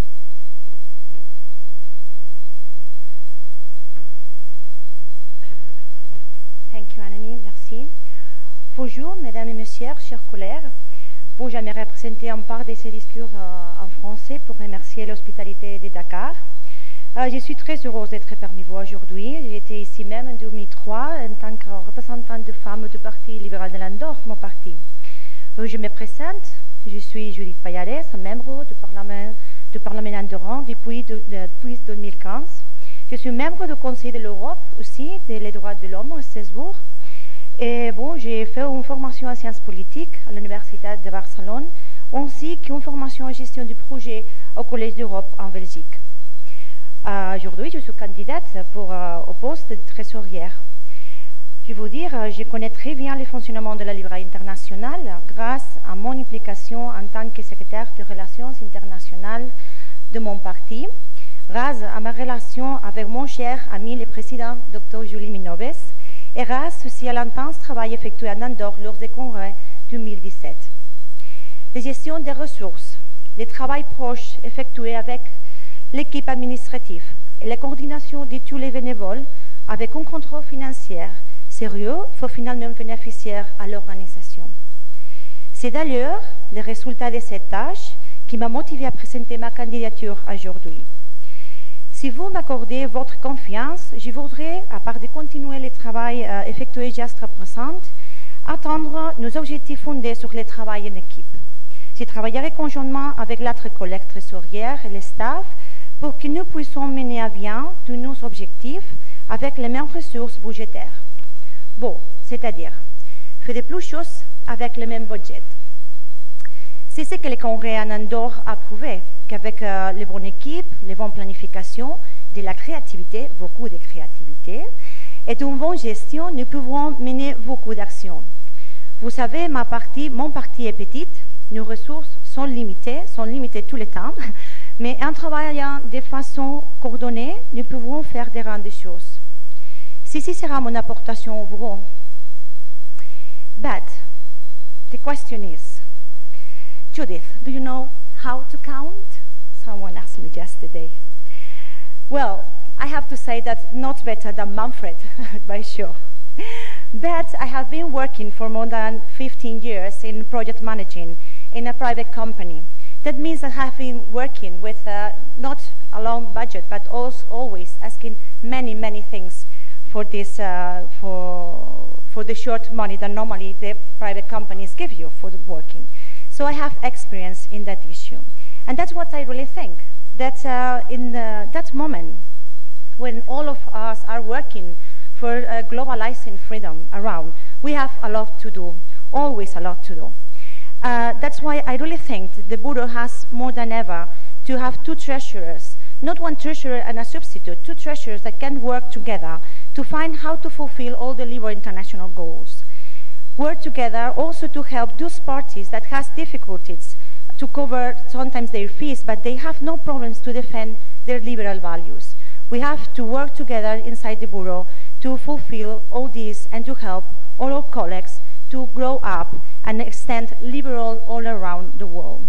I really would like to ask for your support and your confidence for that in order to be inside the Bureau right now, helping to arrive to get all these goals. Thank you very much.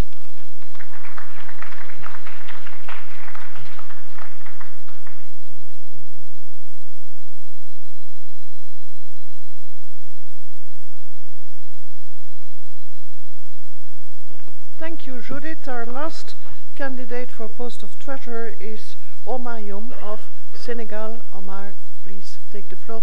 Prenez la parole, je vous en prie.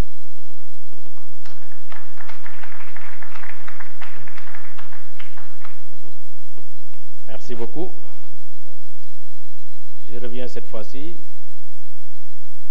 pas pour introduire le président Julie, mais pour me présenter. Je suis El Hadj Omar Youm, avocat de profession, ministre directeur de cabinet de Monsieur le Président de la République du Sénégal. Je suis né dans le libéralisme, pour reprendre la belle formule de notre grand frère, Maître Ousmane Ngom.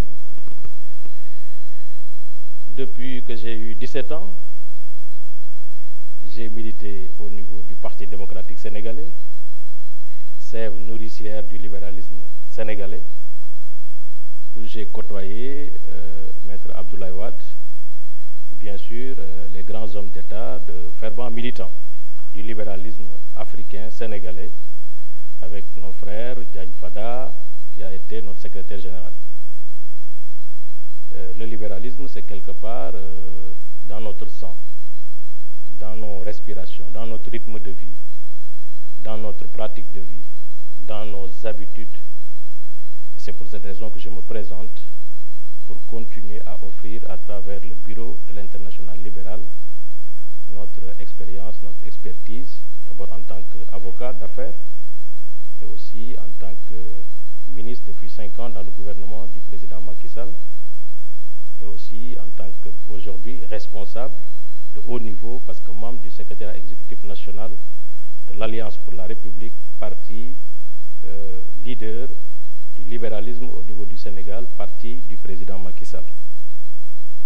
Donc promouvoir le libéralisme a toujours été pour moi un énorme devoir qui m'a permis de créer des opportunités pour des populations, qui m'a permis aussi d'apporter ma contribution dans les grandes décisions qui nous permettent aujourd'hui de conduire le Sénégal résolument vers l'émergence. Avocat, j'ai toujours été un militant de la liberté, pour défendre les pauvres, les orphelins, les démunis et promouvoir l'état de droit. C'est avec la même vigueur, la même énergie, que je me suis proposé pour co-organiser, avec l'appui du bureau de l'Internationale libérale, du secrétariat, ce grand congrès qui est en passe d'être une grande réussite. Par le nombre de présents, par la diversité des leaders venus de partout, mais aussi par la présence à partir de demain, et je pense que c'est une première, de 4 chefs d'État en exercice. Le président Macky Sall, le président Alassane Ouattara, le président George Weah, mais aussi notre voisin et frère, le président Adama Barrow. C'est dire que nous allons assister, grâce à cette belle synergie, à un congrès fabuleux. Nous aurons demain un panel de haut niveau avec ces chefs d'État. C'est pour la première fois, en ce qui me concerne, que j'assiste à l'ouverture d'un congrès par le Premier ministre du pays qui reçoit le congrès. C'est pour moi, pour la première fois, que j'assiste à un congrès. Le président de l'Assemblée nationale est venu offrir un déjeuner aux congressistes.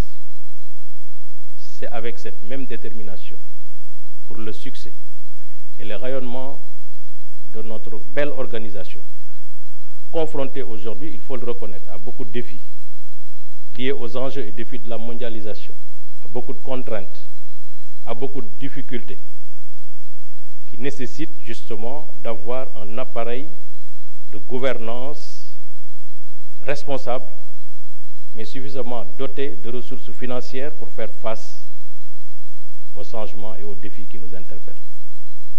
Je suis capable d'apporter mon expérience, mon expertise, pour que justement, au-delà des cotisations des membres, que nous puissions avoir un mécanisme de fundraising pour augmenter les ressources, parce que, comme on le dit souvent, l'argent est le nerf de la guerre. En tant que trésorier, je m'engage à offrir cette disponibilité. L'Internationale libérale est une grande organisation.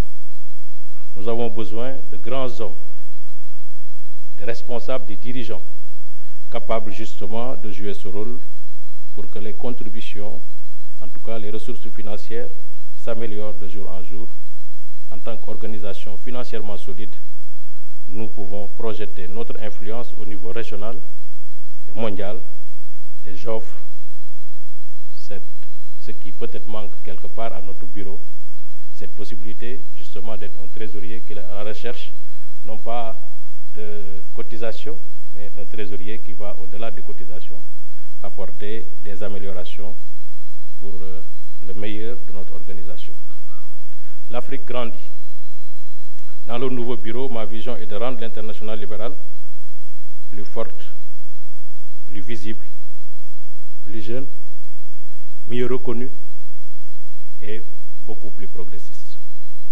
J'ai besoin de votre soutien pour devenir trésorier, parce que simplement j'ai besoin d'aider notre grande organisation à aller de l'avant. Merci de votre aimable attention.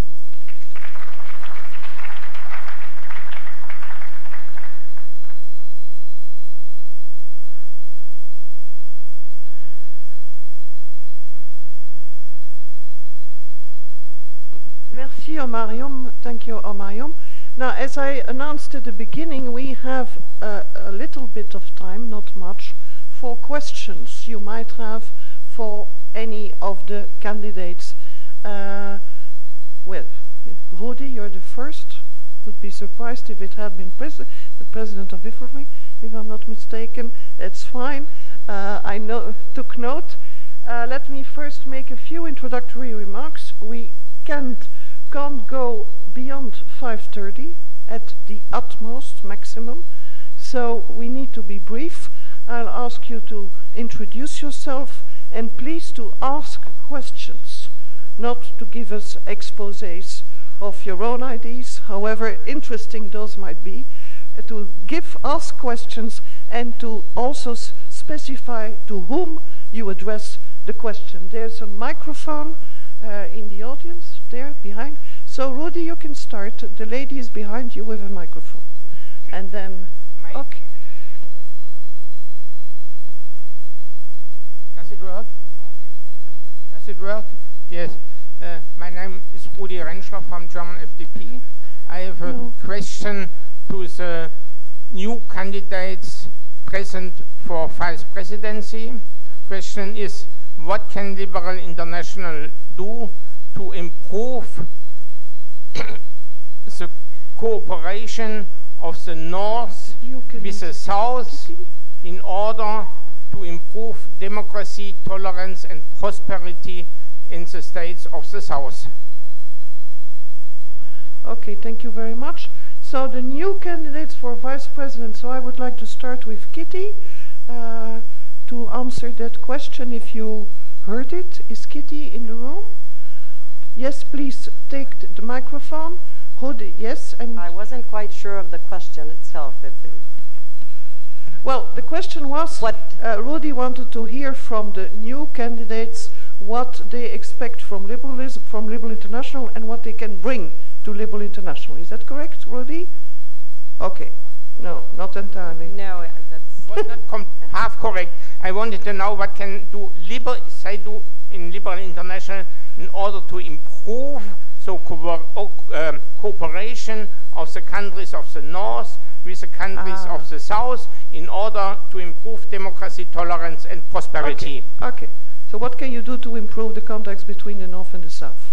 To the profit of all of them. We're talking about North and South America, or are we talking about the world? Global South. Okay. Global North and Global South, but you can let me try to specify. I will focus on America because that's where I'm from, and obviously the first thing that we have to do is ensure that we have liberal political parties, and if not, we have to help the formation and the organization of liberal parties.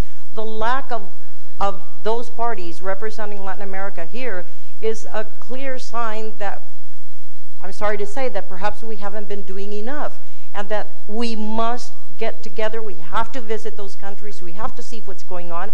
Populism is a problem. Socialism is a problem in Latin America. So the first thing would be contact every liberal political party that is available in all of Latin America. Meet with them, see what they need. It's too early to give an answer and to see what we can do until we understand what they need. But obviously, it will be a matter of helping them in every way and manner possible so we can come together, be a part of Liberal International, and strengthen liberalism in Latin America. That would be my Okay, answer. Thank you very much. Thank you, Kitty. May I ask Amit whether he has something to add as by way of answer to the question? Thank you. Thank you for questions. First of all, I can spread my experience, my knowledge. I was working in many cases in North and East. I worked in Russian cases, in Kazakhstan and Azerbaijan. Also, I use all my liberal connection European Parliament. I'm deputy head of Bulgarian delegation in Council of Europe, and we strongly work, exchange experience for our countries. Okay. That's all. Thank you. Thank you very much. Then I move on to the President of IFLRI for the next question. And you start by introducing yourself, please. And so yeah, hi, my name is Sven. I hear you're the Secretary General. Exactly, that's what I wanted to clarify. I promoted you, but not yet. Oh, I don't know. So hi, my name is Sven Gerst. I'm the Secretary General of the International Federation of Liberal Youth, IFLRI, the youth wing and youth support of Liberal International. My question also goes to the candidacies for vice presidents, to all of them, outgoing and new candidates. How to promote youth within Liberal International. We have heard much today from the regional networks. However, the youth have not been present so far on the stage. How can we make sure that the youth takes a leading role within Liberal International and can empower them more? What are your thoughts on this? Okay, so that's a question to all of the vice presidents, all the candidates. Please be brief. Who wants to give an answer? Abir, you start. Please, here, Abir.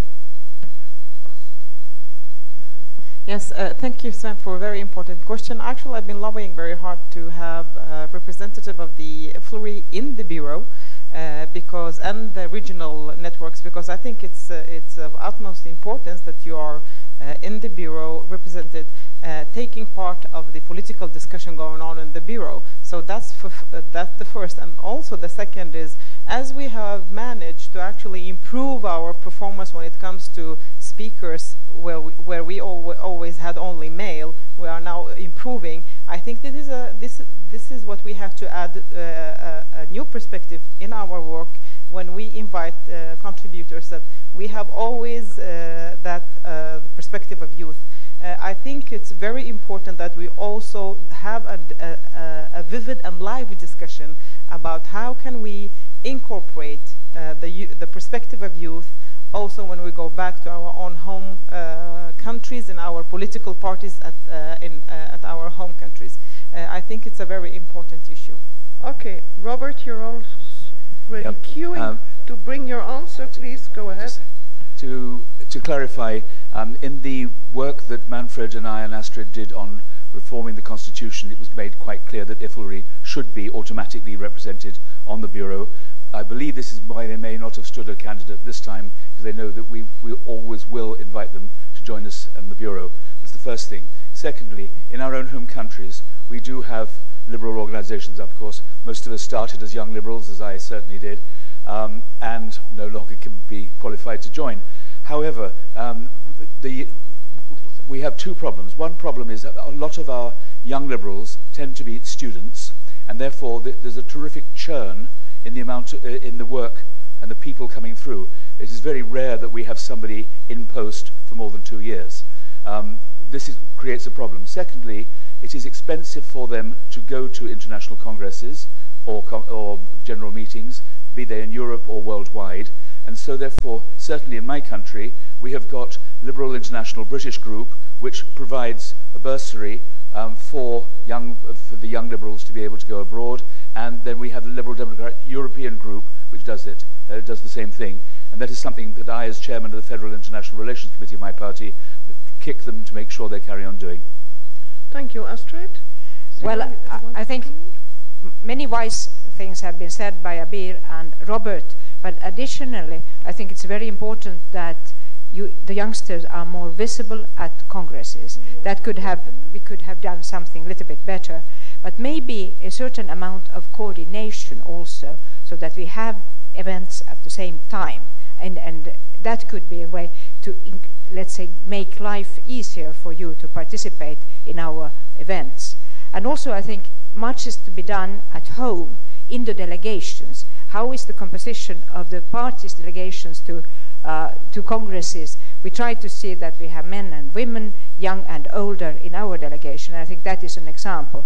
And finally, I'm very proud that the foundation that is near to our party has established what is called liberal pratique, liberal apprenticeships, which gives young people a real possibility to learn much about the different liberal organizations like FNF, the NDI, the Congress, and LI. And in that way, we also encourage young people to be part of the Liberal International. Okay, does Karl-Heinz want to come in on this subject? Thank you. Okay, so I'm Hamid. Yes, Hamid, yes. Thank you. I think the only way is doing things together, not teach younger, doing together all our liberal issues. In my country, in Bulgaria, we have a good experience for that. Thank you. In between questions, yes, just a moment. In between questions, I need to tell you that Kiat Sithiamon, whom I excused for this meeting, who's from Thailand, candidate vice president, was prevented from coming by a family urgency, which kept him in Thailand. So I wanted to inform you about it. Karl-Heinz, you want to come in? Here?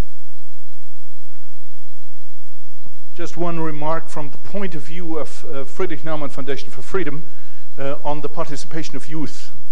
I cannot promise anything, but I can say that we'll do the utmost what we can do within our statutes to support the involvement of young people in the international discourse and discussions of Liberal International. As you might know, of course, Friedrich Naumann Foundation is constrained by law. We are financed by taxpayers' money, of the German taxpayers. So we are not allowed, I say this very clearly, to really be fully integrated into party networks. But of course, there are reasonable ways to support the youth participation in liberal political discussion, and we will watch this very clearly, what we can do for it in the future. Thank you. Are there more questions? Yes, please. Thierry Dixons, D66. I think we can be very proud with the quality of the candidates that we have for us as member parties. It's very good. There's a lot of competition. It makes it hard for us to choose, which of course is a responsibility we have to take.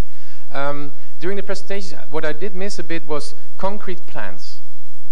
Concretely, what are we going to do with Liberal International?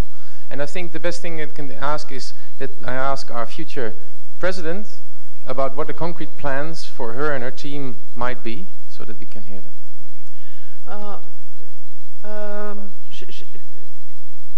Oui, une question. Oui. Akima, did you hear the question? The question from D66 is, what are your concrete plans for the future of Liberal International when you will be elected, have been elected as president? Merci. Je vais vous répondre en français, donc je vous demande de bien vouloir mettre vos traducteurs. Vous les avez? C'est bon? Bien.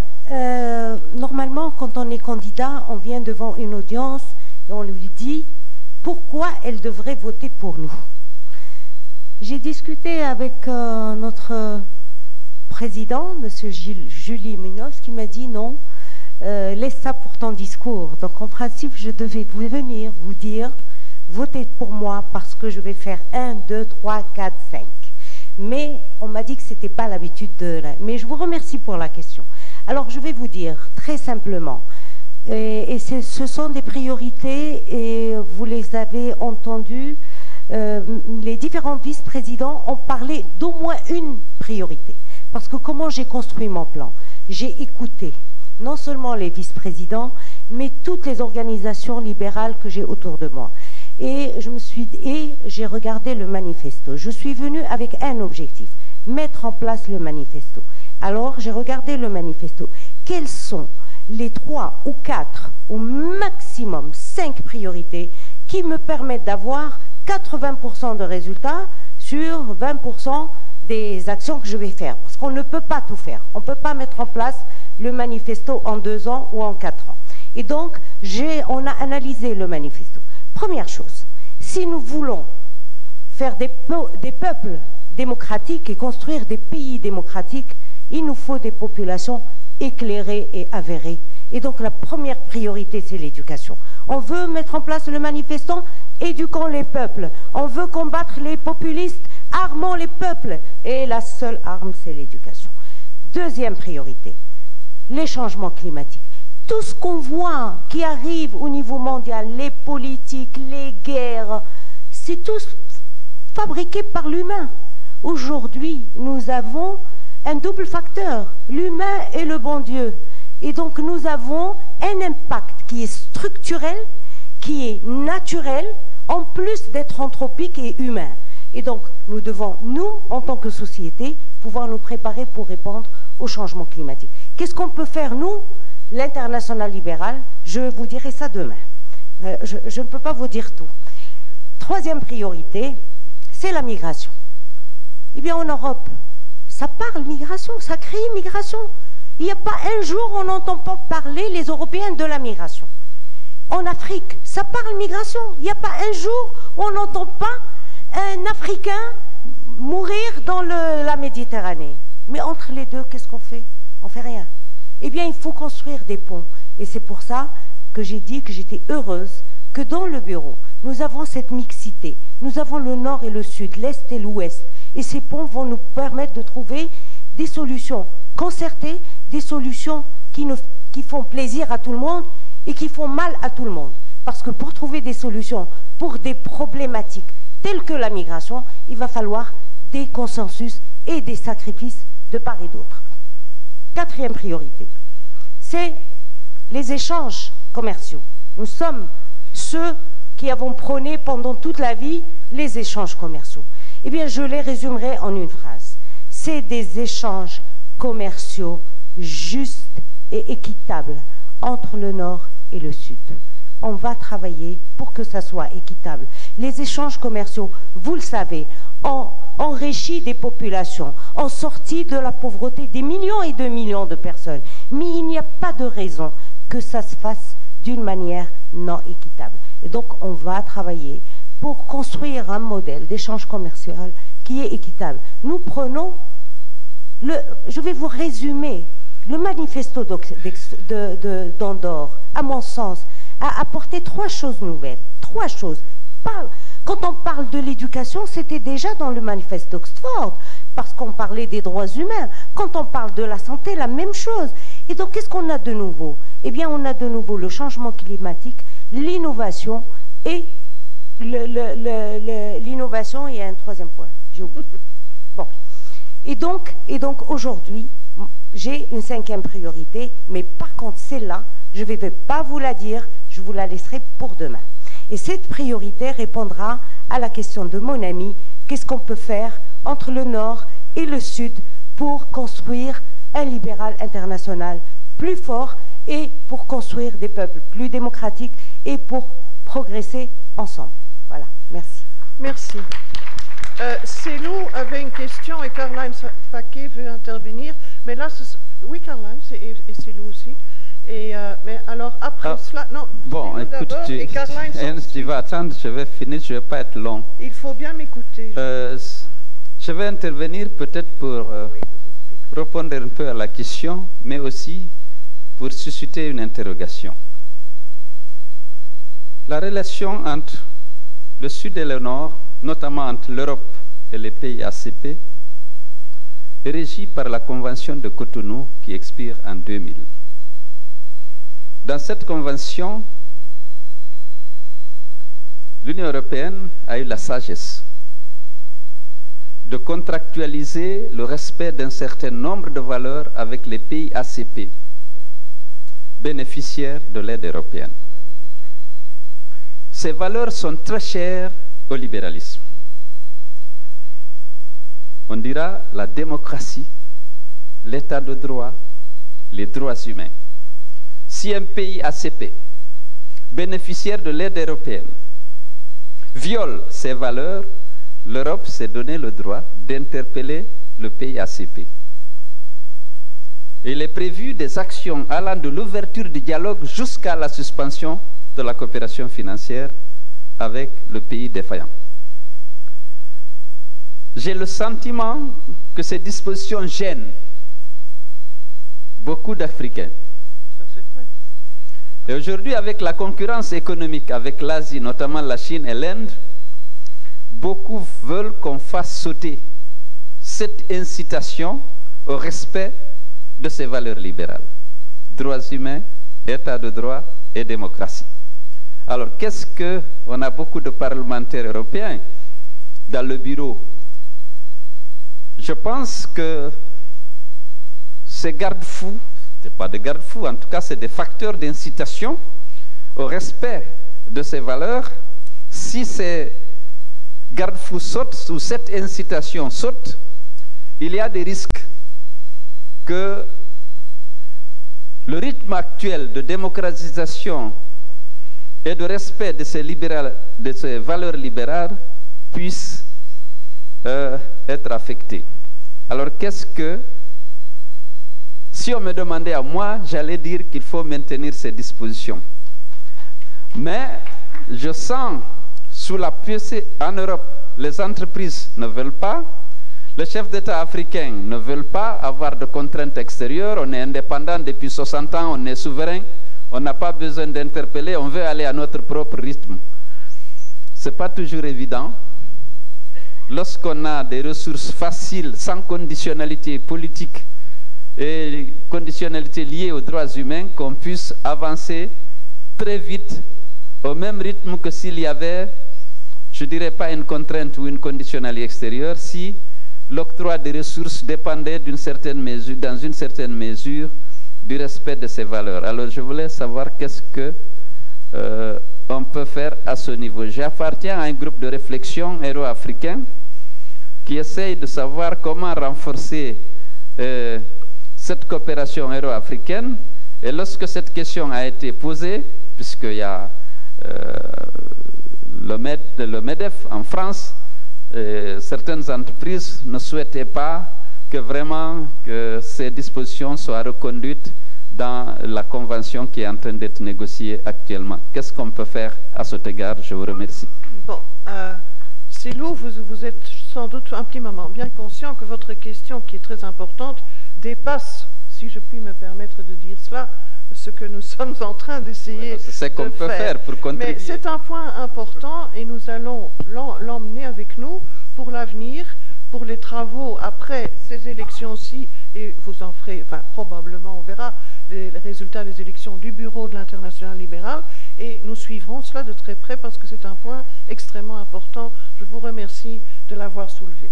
Mais permettez-moi maintenant de donner la parole à Karl-Heinz Paquet, qui est là. And please, Karl-Heinz, if you can be brief. Very briefly, just an addendum to what Hakima put. I wanted to with respect to the tasks that we have in front of us, and I think there are 2 points which are not contained in the topics and themes that we have to tackle, but maybe in our organization.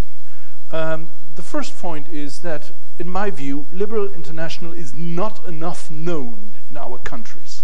This is a very big problem, and I think if we were better known, we would have a much better chance to approach people and to who are maybe not that much political in the first place, but may have interests in international liberal matters.